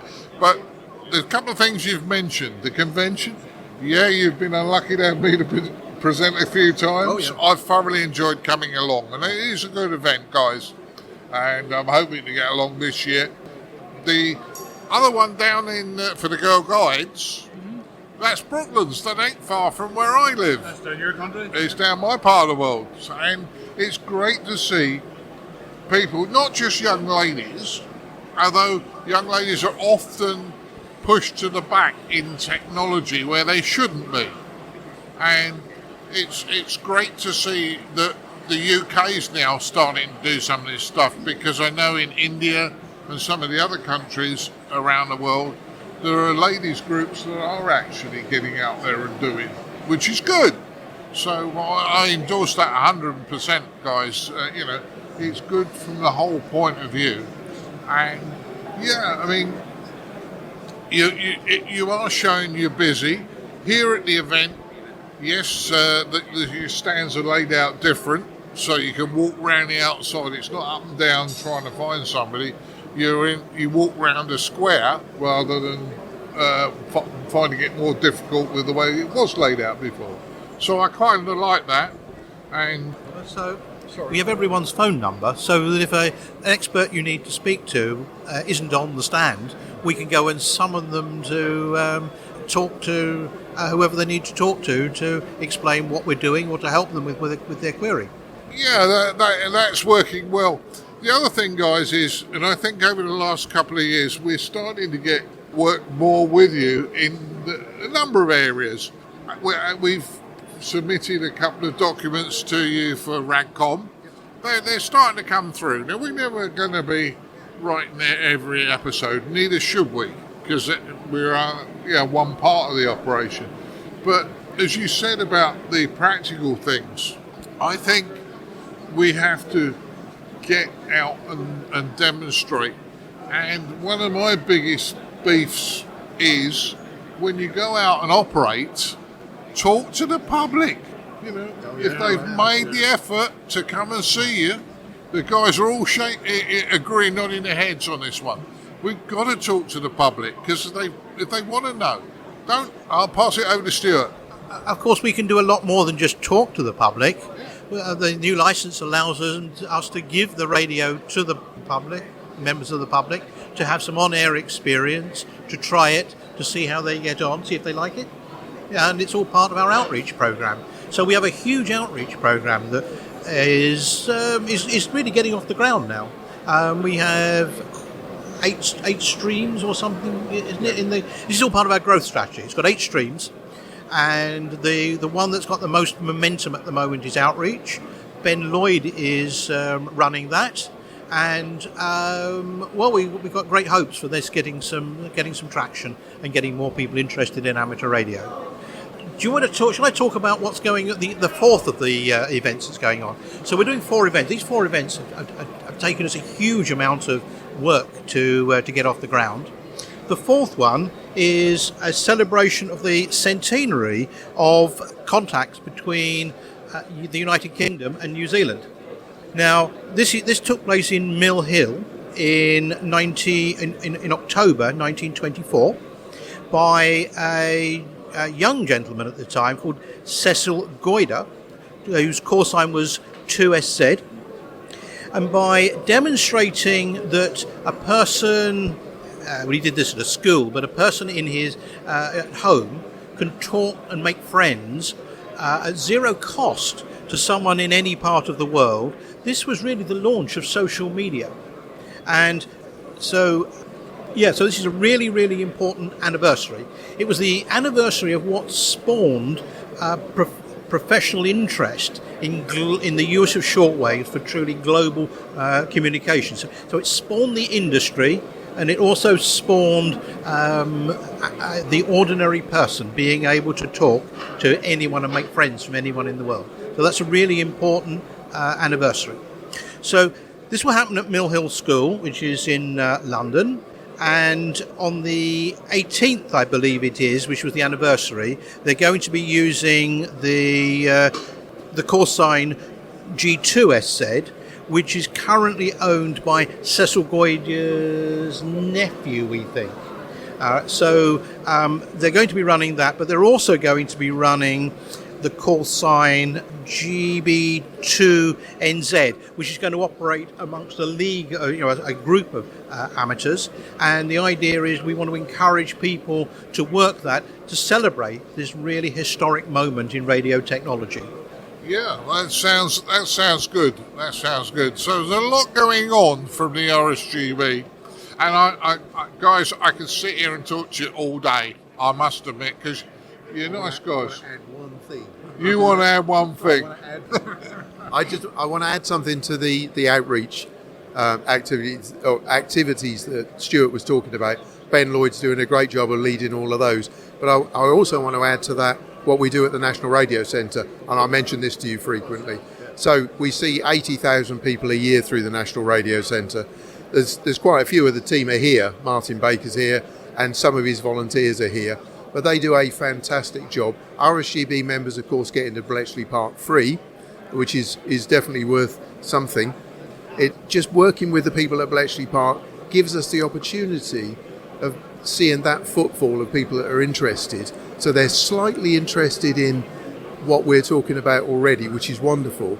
But 80,000 a year to be able to introduce amateur radio to is a wonderful step. So I would encourage everybody to visit Bletchley Park. Definitely go to the RSGB National Radio Centre, and if they're an RSGB member, take advantage of that offer and go in to Bletchley Park. There's lots to see. But introducing amateur radio to that many people, we think, is hugely important. I agree with you, Steve. I've thoroughly been there a number of times myself, and I think it's well worth a trip. And the guys are great there. So the outreach things that Stuart was talking about with Ben, they're trying to do the practical things. They're trying to reach different markets, if you like, and do it in different ways for those different markets, which is hugely important. But actually getting people involved in it is fantastic. Something important about the outreach is we're of course outreaching to youngsters, really, really important, but we're also not forgetting that the peak age for people doing the exams is in their 40s and maybe later, so we're looking at how to also engage other groups. So we're not putting all our eggs in one basket. That's not to say we're pulling our punches with the youth, but we are trying to engage with other groups, and John will talk about that. Being one of those more mature people, like me, yeah. I've been landed with a job. In fact, very happy to take on the job of pursuing that strand, along with Anna here, who's very ably supporting me. And we're pursuing people like U3A and Probers Clubs, those sort of the more mature retirees or about to retire and all the rest of it. And we're following those up at the moment. And we've actually advertised recently in AdCom, some of you may have seen it, for members of U3A to get in touch with us who are interested in radio. And we had a great response. 17, I think we had. And we actually had a good call with them the other day to actually get them engaged. And we're looking at producing materials that then they can take back and demonstrate to U3A non-amateurs what it's all about. So it's looking good. Yeah, well, the interesting thing, John, is you and I, because of our age, I was trying to think of a nice way of putting it. I'm no dominant. Yeah, unfortunate. But you and I can be the naughty granddads. We're not authority figures. So when we're showing grandchildren, and one of them isn't that far away from me at this point in time with a big smile on his face, we can be seen. We're not the authority figure. We see this as a naughty grandparent, and by showing what we do, may get our own family in. And I think sometimes we can chase after a big, a group, let's say Girl Guides or Scouts, but we forget about the people that are right next to us. Mm-hmm. And by pulling them in, we could probably get a better response as amateurs, because we all have families of some description. Two of my sons are actually licensed, so yeah, keep it at home as well. Yeah, keep it in the thing. Yeah, one of my two sons is licensed, but my grandson isn't. We're just targeting him here. Yeah, we're waving our fingers at him here. He'll get licensed as well, Martin. I'm sure he will. Yeah. So that's great. Listen, guys, I'm going to close it up now because you are busy and I'm taking a lot of your time. So, John, I'd like to thank you. Always pleased to talk to you, Martin. Yeah, no problems. I'd like to thank Stuart for joining us. Again, always pleased to speak to you, Martin. Cheers, Stuart. And last but not least, because I'm on his right-hand side, he can hear me. Okay. Steve. Yes, absolutely. Good to see you again. We'll see you at the convention and everybody else that goes. Thanks. Yeah, thanks, guys, and have a good one. So, Cole, you must be the most difficult person to nail you to the floor. The boss man and the lovely lady you have with you today said, I can interview you. So, what have you been up to this year? Yes, you've had a move in the UK, lots of things going on. I've spotted you a couple of times at rallies, but we've never really got time to talk to each other. So we're going to do it now. What's happening? What's happened? Well, we've moved from Winchester down to near Fareham on the south coast.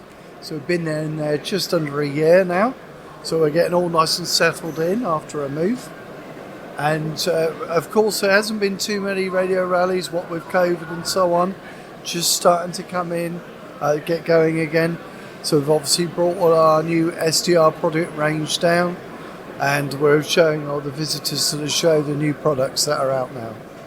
Yeah, there's some interesting ones, but even ones you released, say, a couple of years ago, like your FTDX 101D, it's still a very pretty radio. Maybe I regret myself when Mrs. B said, "Do you want one?" And I said, "Not right at this moment, dear."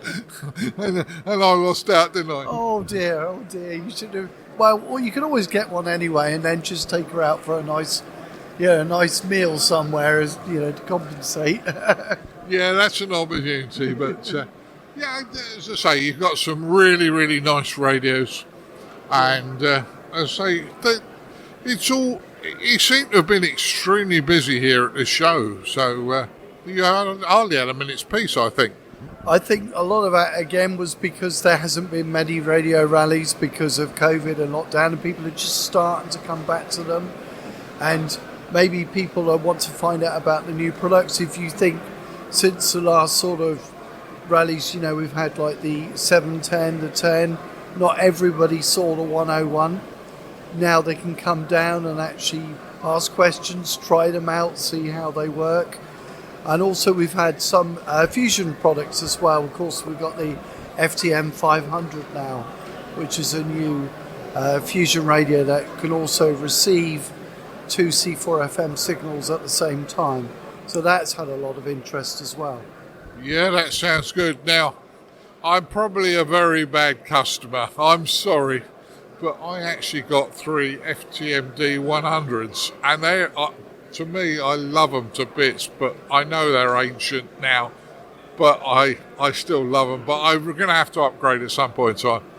Well, I must admit there's new facilities for the new models. One thing they've been doing is improving the menus to make them more easy to use. So they cluster common things you need to use when you're operating your radio all in one place. A number of newer radios like the FT5, the FTM 500, have got like Bluetooth connectivity as standard. They have the ability to control. We're not all got the same hearing, it has to be said. And so on a lot of them you can change the filtering to suit your hearing, so they're a lot easier to hear and hear the transmissions. Yes. Well, you've hit the money right there, because I actually have a notch in my hearing, and the notch is around 2.7 kilohertz, and it's medically proved, and my FT817 has the SSB filter to reduce it from 2.7 to 2.4. I know it works because I can see it on a band plan. I can't hear it. I must admit, everyone hears in a slightly different way, but at least now you can control it and you can adjust it for your hearing taste. 500 has adjustable audio with AESS. We have 2 speakers, adjustable phase delay, and adjustable frequency cutoff. Likewise, the 710 also has the same system. So again, you can tailor the audio to suit your hearing. Yeah, sounds good to me. There's a lot of interesting stuff that's gone on since I got my rigs, and what I said about the 817 not being able to hear it. Guys, it does work. It's the problem's my end, between my ears. Yeah, it's cracking radio, of course, the 817 and the 818. It's his later one. Still widely used, still very popular, as particularly, for hill topping and stuff like that, going portable. Still a good rig. Yeah, look, every one of the rigs I've owned from Yaesu have been good. I've got one that I need to renovate. Dare I tell you, I have an FT102. Oh, wow. Okay. It's valve PA. Last time I powered it up, it was only doing about 60 watts. Possibly needs a lot of capacitors changing. That's in any piece of equipment at that age, you'd have to do that. But it's got a fantastic receiver on it. And also, if you get all of those valves singing together, it also sounds fantastic as well at the other end. Yeah. Well, the only thing mine hasn't got, it hasn't got the FM board in it. So, it was an optional extra, but there's only one band on HF that you use FM anyway, which is 10 metres. So I thought, well, it's not worth trying to track one down at this stage in its life. Yeah. But I wouldn't worry maybe about the FM board, but I would certainly try and get it back on the air. And I'm sure people who enjoy working with it. There's even special nets on HF where if you have an older radio, people will chat to each other using those. Sounds good to me. Well, listen, I've either frightened everybody off or you're being left alone. But great to catch up with you as always. I'm going to let you maybe disappear and get a few minutes quiet time before you get roughed up by the public again. Thanks very much. Thank you. Yeah, look after yourself, Carl. Thank you. ICQ. Do you? Well, it's a little bit echo here, guys, but we're in the entrance hall for the National Hamfest. I've come across Nick, who I've spoke to a few times on air, and Nick, as I say, never met him before, but we have spoke. Nick is an interesting guy. You'll often see pictures of him on Facebook and often flying his microlight. So I'm going to introduce you to Nick G0HFL. Hi, Nick. Yeah, good morning to you, Martin. How are you doing? Well, we're doing okay. You've met Mrs. B and she's not abused you, so you're okay. No, she's very, very nice, actually. What you said about her was totally untrue, of course. Oh, damn. I'm going to... Yeah. So, Nick, tell us a bit about yourself, because you've led an interesting life. I know you were part of the Red Arrows ground crew, and there's nothing wrong with that, because without the ground crew, the boys can't show off, can they? Absolutely. So, yeah, I joined the RAF in 1980, and as an aircraft engineer, as an airframe technician, and worked in various squadrons on fixing aeroplanes. First of all, the Harrier, then the Tornadoes, and then, like you say, I moved on to I was selected to go on to the Red Arrows ground crew team. Lucky enough to fly backseat as well, one of the Circus. So I did that for 18 months. And then my final tour, as they call it, I was a ground engineer, crew chief on the L1011 TriStars. So I flew as part of the crew for very, very happy years. I was the onboard engineer, so if anything needed to be fixed, I had to fix it, whether it be the toilets or the missile defence systems. So yeah, saw a lot of places, met a lot of nice people. Some not so nice places, but that went with the territory, So, but yeah, thoroughly enjoyed it, and then worked for Rolls-Royce for 12 years, various jobs, and went to work with my wife's business after that, after COVID, and now happily retired. Well, it sounds like you kept yourself extremely busy. So when did amateur radio come along? When did you first get interested? I first got interested in ham radio in the early 80s, following the legal CB. I was never did the naughty stuff. But I've always been fascinated with radio. It's from being a young boy, about 4 years old. I used to sit at the radiogram, twiddling the knobs, listening to all the strange noises from different countries. Every time I saw an antenna, amateur antenna, I was just, as a young boy, just fascinated. I used to get into the old Cambridge, the old Wolsey taxis, and you had the pie-car images there. Always fascinated. I don't know why. I just never come up. It's just always been in my DNA, I think. But I got my license as G1 PJN in 1985, and then my current call sign in 1987 after the 12-minute word per minute test. And yeah, I was active for a few years. Went QRT in the 90s, like a lot of us do, families, careers, everything like that, and kind of put the hobby on hold. And then back in 2014, I just came back to it. I can't remember why. I think I was at work on a lunch break, and I looked on eBay and see, what was going on in the, the amateur world sort of thing. How much radios were and stuff. And I've not looked back since. And I absolutely, I just love the hobby now. It's just unbelievable. Yeah. And as I was saying to you earlier, and we were talking to Linda from the Cam Hams at the time, 99% of all people in this hobby are nice people to talk to. Odd ones, okay, we accept. We can't be 100%. But the hobby is great. And the new licensing things, and we had a quick chat, and you said you haven't actually done it yet, but I know you fly. 500 milliwatts, it's got to be airborne's got to be a big smile on your face, hasn't it? Absolutely, yeah. Another one of my hobbies. All my hobbies seem to be rather expensive, but which is to the dismay of my lovely wife Steph. But the 500 milliwatts aeronautical mobile, I have actually got to try. I really have to try that, and I will be doing that later on this year or in early next year. But yeah, what an absolutely fabulous way of operating. And obviously, you've got they say height is might. And yeah, you can't beat sort of being up 2,000-3,000 feet in an open air cockpit. And so doing two things: flying, which I love, and also operating amateur radio as well. So yeah, I'm looking forward to that. Yeah, well, at 3,000 feet, you're going to go a long way on 500 milliwatts. But that'll be great fun. And as I say, you've got a big smile on your face, so I can tell it's going to do well. Oh, absolutely, yeah.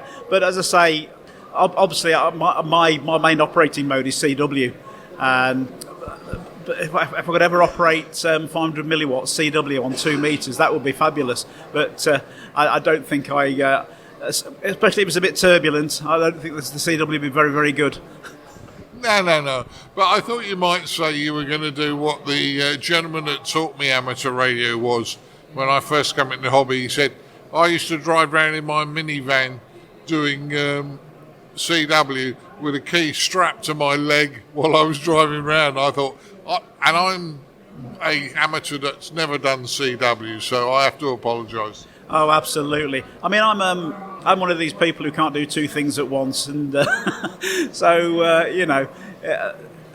pressing the PTT and speaking into a microphone is probably very, very good, and I can probably manage that. But when I'm trying to operate, if I was operating CW while I'm trying to fly, navigating, looking out for other aeroplanes, I think it'd probably be a little bit too much. But I admire these people who can drive along. There are a few people now who still do it, but not as many as used to be. But I think I'll stick to 2 meters FM. Well, Nick, the only thing I'm going to say to you is stay safe and enjoy our hobby. Oh, absolutely. Enjoying retirement now. I've got a wonderful wife and enjoying life. It is great. And amateur radio has become a big part of my everyday life. Whether it's the fact that I've got more or had more disposable income before I retired and time. Yeah, it's just fabulous. And the hobby's obviously changed since when I was first licensed, but there is so much more you can do. And the resources are out there to learn how to do various aspects of the hobby as well. So it's all good. Yeah, but I'm thoroughly enjoying it, every aspect, and of course meeting lovely people like you guys, So yeah, thank you very much indeed. Yeah, well, I'm going to thank you very much for this interview, and say great to catch up with you in person, although we have spoken on air. So thank you very much for your time, Nick. My absolute pleasure, and carry on doing what you're doing. 7-3s. Well, I've just sat down with Stuart from VMARS here at the National Ham Fest, who's managed to put on a baseball cap from one of the manufacturers that are here. I'm not going to say which one, but Stuart, we spoke to you a little while ago, and when we were down in Dorset. But you're going to tell me a bit more what's going on. Your 25th anniversary coming up? Well, 25th anniversary's already happened. We're now into our 26th year, really, and we celebrated our 25th AGM a couple of weekends ago, and we went to Royal Air Force Cosford Air Museum, which was absolutely fantastic, and for two reasons. It was on my doorstep, really, and I also look after the Royal Air Force Amateur Radio Society headquarters station, which was, a no-brainer to set it up at RAF Cosford, and it went extremely well. We had about 40 delegates, which is par for the course, Not everybody likes AGMs, not everybody likes meetings and that. But we had a superb gathering, we had superb food, and everybody, to a person, enjoyed it tremendously. So we've got a lot to celebrate in the 25 years that we have done within VMARS and what we've become within VMARS with the wealth of experience, which we've often talked about, Martin. We cover a broad church within VMARS. Yeah, I do catch you fairly regularly, and for the reason is that you always tell me what's new and what's starting to happen. As I say, 25 years isn't bad. I mean, we as a podcast haven't quite made that yet. We've done 16, but I've probably interviewed you for the last 17 years. But are you having a good show here at the National Hamfest? We are indeed. Anne and myself, that's my station manager, M3TBI. We came up on Thursday. We were actually a day late because I've dropped a filling from my tooth. But we, for whatever reason, we were a day late. But I'll give them the due. The stewards and the organisers of the National Hamfest pulled out all the stops to get all these clubs and societies in this particular area where we are. We're sort of encapsulated in between the Royal Signals Amateur Radio Society and the Royal Air Force Amateur Radio Society, and VMARS, of course, in the middle. So we are having a good time. We've got lots of volunteers, lots of visitors, and I see we've got people from the States. We've already had one visiting from Australia and another one from Germany this morning, so that was fantastic. And we continue. We support these major rallies and events, and it's only a pity, Martin, that we are starting to lose one or two smaller radio rallies and gatherings. And I do feel that local clubs and societies, if they can't put it on themselves anymore, they should collaborate with a local radio club within, say, a 20-mile area. And you know, that could be easily achieved with the input of 3 or 4 stewards per club. I agree with you that we are losing them. I agree with you that to get the do need putting on. And I think the problem is that we've got to get past the fact that it's mine, not yours, I'm in charge. You know, we've got to start working together. And if we work together, that's how your idea of getting a group together will actually make it work. Well, you've hit the nail on the head, Martin. As I've always said, it's teamwork. If you cannot work as a team, it doesn't work, it fails. And I learnt this back in the day from my military days. You've got to work as a team.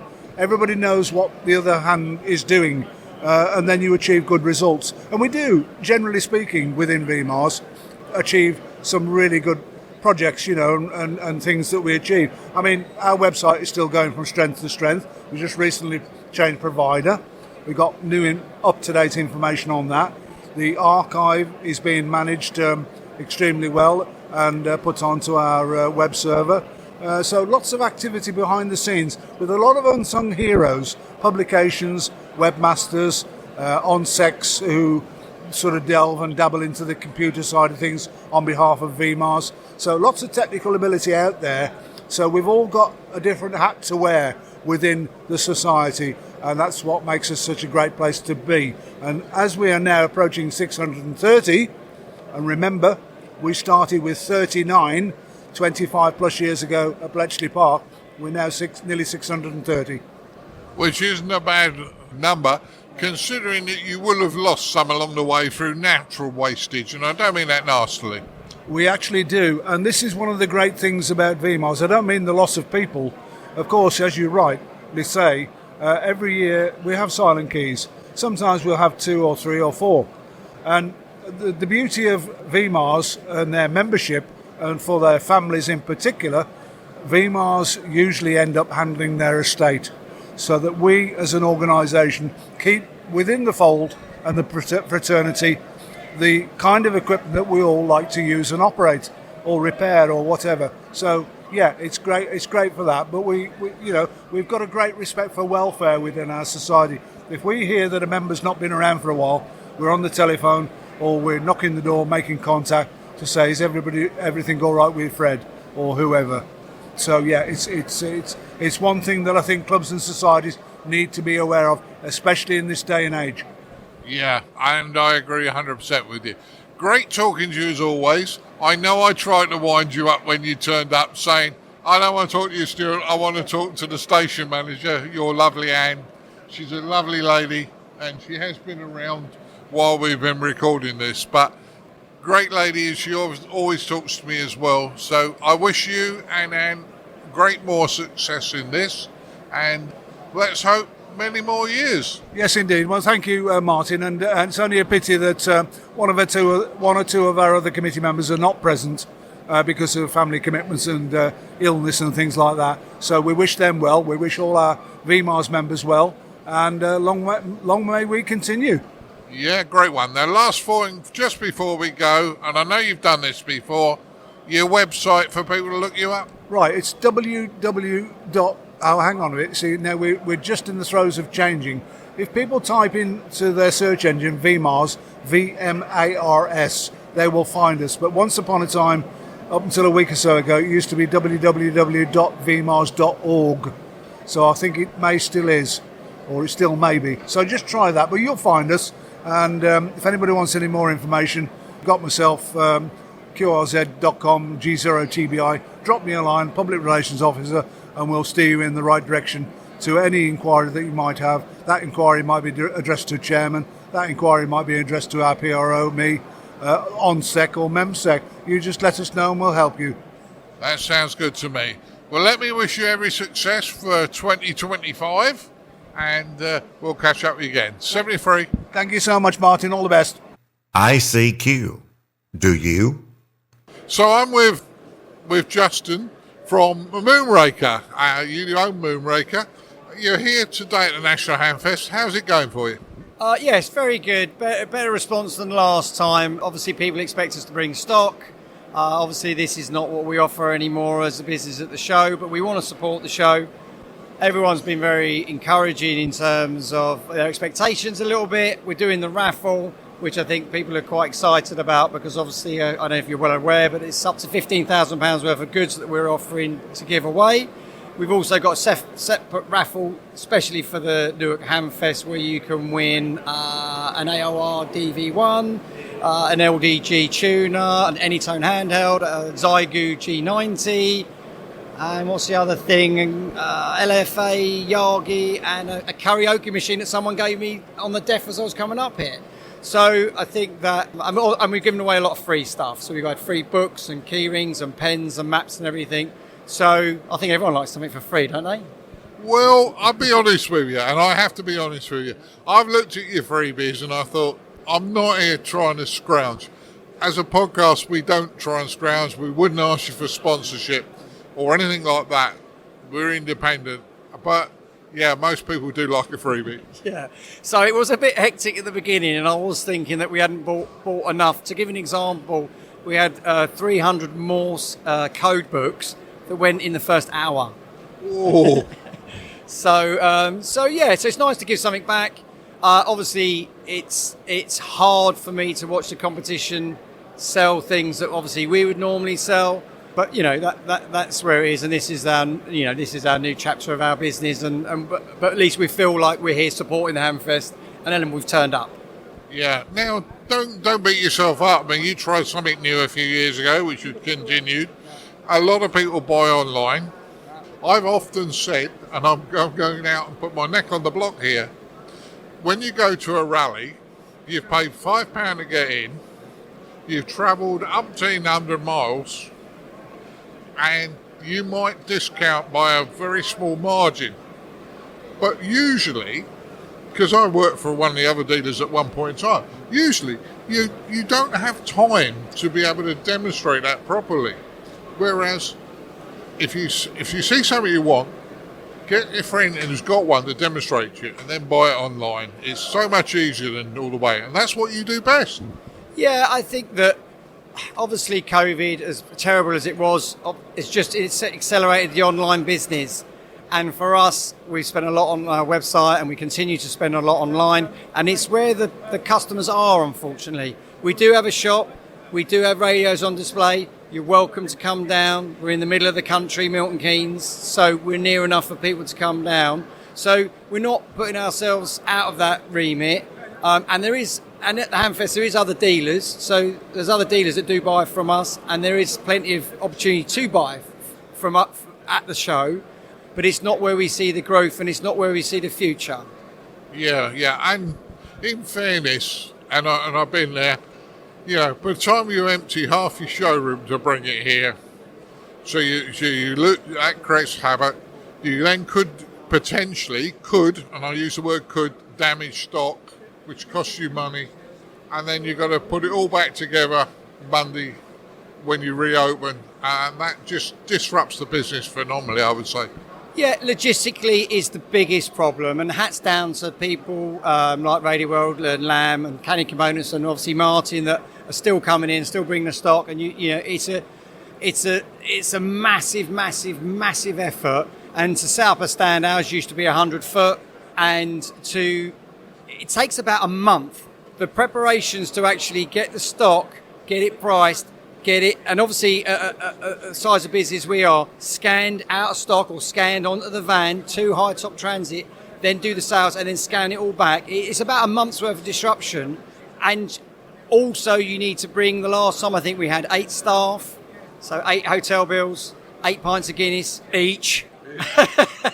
And it goes on, and mate, that's not a reason not to do it, but it definitely impacts the enthusiasm to come and people's enthusiasm to come. So in terms of trying to get the staff to go away for 2 or 3 days is more difficult. And since COVID, you got out of the habit of going to the rallies, then it's a hard road to sort of to go back from. Yeah, it certainly is, and I agree with you. And it's great fun, and I get your newsletters. I'm more than happy to, and you show me some interesting stock. Sometimes I'm really interested, sometimes I'm not for me, but I like to still know what's available. So when people are saying to me, how do I get hold of one of these, or where would I find that? I like to be in the know, so thank you for your newsletters. All right, well, I appreciate that. And then say things have changed. So in terms of even like the newsletters, because of social media now, and obviously our demographic, there's a lot of people on Facebook. I know it's not for the kids, but for sort of our age group and older, that a lot are on Facebook. And I think what's different when we're relying on the shows now, obviously I've been out to Japan showing the latest radios, live streaming from Japan. Again, I'll be going to Hong Kong in 3 weeks. We'll be out with a diamond company owner. We'll be seeing our other suppliers out there. We'll be able to... So it's not solely based on the Newark show or any rally anymore. There's obviously, with the online, it's not just the sales, but you can get a lot of information and really up to date. And I know I'm picking on the Japan show, but that was just lucky that I was there when the new ICOM 760, isn't it? I think it is, yeah. And obviously the new Yaesu radio. So you can. So it's just basically the web is just an amazing thing, isn't it? From YouTube to Instagram to Facebook. So you can offer everything you want. You can do all the knowledge you can. You can order it online, or you still can come and turn up in the shop. So I think that everyone has got all the tools, obviously as long as they're connected to the internet, to be able to be making an educated decision without necessarily buying it today. Yeah, which is all good. Listen, I'm taking up a lot of your time. There's more and more people sort of gravitating to your stand. Thanks for your chat. No problems at all. Cheers. The ICQ podcast. Come for a moment. Stay for an hour. Well, I hope you enjoyed those first block of interviews. I thoroughly enjoyed making them. Guys, there's still some very good ones to come in the next episode. The ICQ podcast. Come for a moment. Stay for an hour. Well, everybody, I really hope you enjoyed our first part of our 2-part feature on UK Hamfest, and certainly had a Trojan amount of work done there to grab so many interviews, considering on this one we had a limited team and certainly a limited amount of time. You've done an amazing Trojan work, and hopefully our listeners appreciate the flavour you're going to bring them from UK Hamfest 2024. Yeah, we enjoyed ourselves. A mega day, and guys, I want to do it again this way. yeah, it does. I'm not saying I'm not going to the UK Hamfest, but I won't do it in one day. It was crippling for me because we were busy. We didn't relax at all, but great fun. Connor, my grandson, your son, did very well recording it all for us as my sound man, and we just went for it. And yeah, it was great. Saw lots of people, had great fun, and there's a few tongue-in-cheek interviews on some of them where the people were smiling, and I say Mr. Lynch, Martin Lynch, would have wound you up. He told Connor how to wind you up, so I think that's in the next one. But all in all, a great day out. Yeah, on that note, thank you to everybody at UK Hamfest, listeners and friends and etc. for making my senior harmonic very welcome. It's been a few years since he's helped us out. I remember he came to Friedrichshafen with us, I think somewhere in the region about 6 years ago, if I remember rightly, and he was the muscle that was stopping people walking in front of video interviews we were doing that day. And then now he's a bit more stockier, shall we say, a bit more sturdier, but it's good to hear he's doing a vital job for you, and thank everybody for making him welcome. I think that shows as well. We talk about a lot about welcome people into our hobby, etc. And as much as he might not necessarily be a radio ham himself, he certainly said he got a lot from the show and met a lot of interesting people with a lot of interesting stories. So the overall tone of his visit is very positive towards the amateur radio community, so thank everybody for making him so welcome. Right, well, the other way you can stay in touch with everybody now, say the last Hamfest of the year, last big Hamfest of the year is over, is by accessing our digital talk group. And this is a great way of using any new wonderful radio you've brought, from one of the Hamfest this year on the digital groups, and to get access to everybody on the digital talk group, because our system aggregates everybody together and allows you to, as I say, work away across all those digital modes and say talk to your ICQ podcast, not only listeners but presenters, and allows you to get in touch with those people from there. So best way of getting access to this page, if you go to the ICQ podcast webpage, and there's an option there for the digital talk group, and it tells you exactly how you can get involved with the talk group and all the different modes that are connected there, etc. And you can be involved on the digital talk group. So certainly check that out for you, and that's a wonderful resource there that we provide as part of your podcast listenership. So please do check out that service. Right, well, we'd like to thank Dan, KB6NU Uniform, Caryn, KD2GUT Uniform Tango, Edmund, Mike 0, Mike November Golf, and Ed, DD5 Lima Papa, for taking part in the News Roundtable. Many thanks for your views and insights there in this episode, and we really do appreciate you taking part there. Right, well, there's another thing we have to do actually. We also have to thank, of course, our monthly subscription donors who very kindly help us out and help us pay our bills, etc., and keep your ICQ podcast advert free. So thank you again to you, and your support is kindly appreciated. So we really do appreciate everything you do for us there. If you found value from your show today, we ask you to go to icqpodcast.com/donate and either send a one-off donation or a monthly subscription. That helps us out with our costs and keeps us advert free. So we really do appreciate you thinking of us. Right, now, the most important thing that we do every weekend for release, obviously, is to look after Mrs. B and find a nice treat for hopefully in the cupboard, along with a cup of tea, which I shall leave you now to go rummage and find. I certainly will, Colin. I'll go and find that nice chucky bicky for her. And I'll also put the kettle on now. It's about time, so that's a good one. No problems at all. Well, I shall bid you 73. 73 still all at it. Got very wonderful listeners and supporters.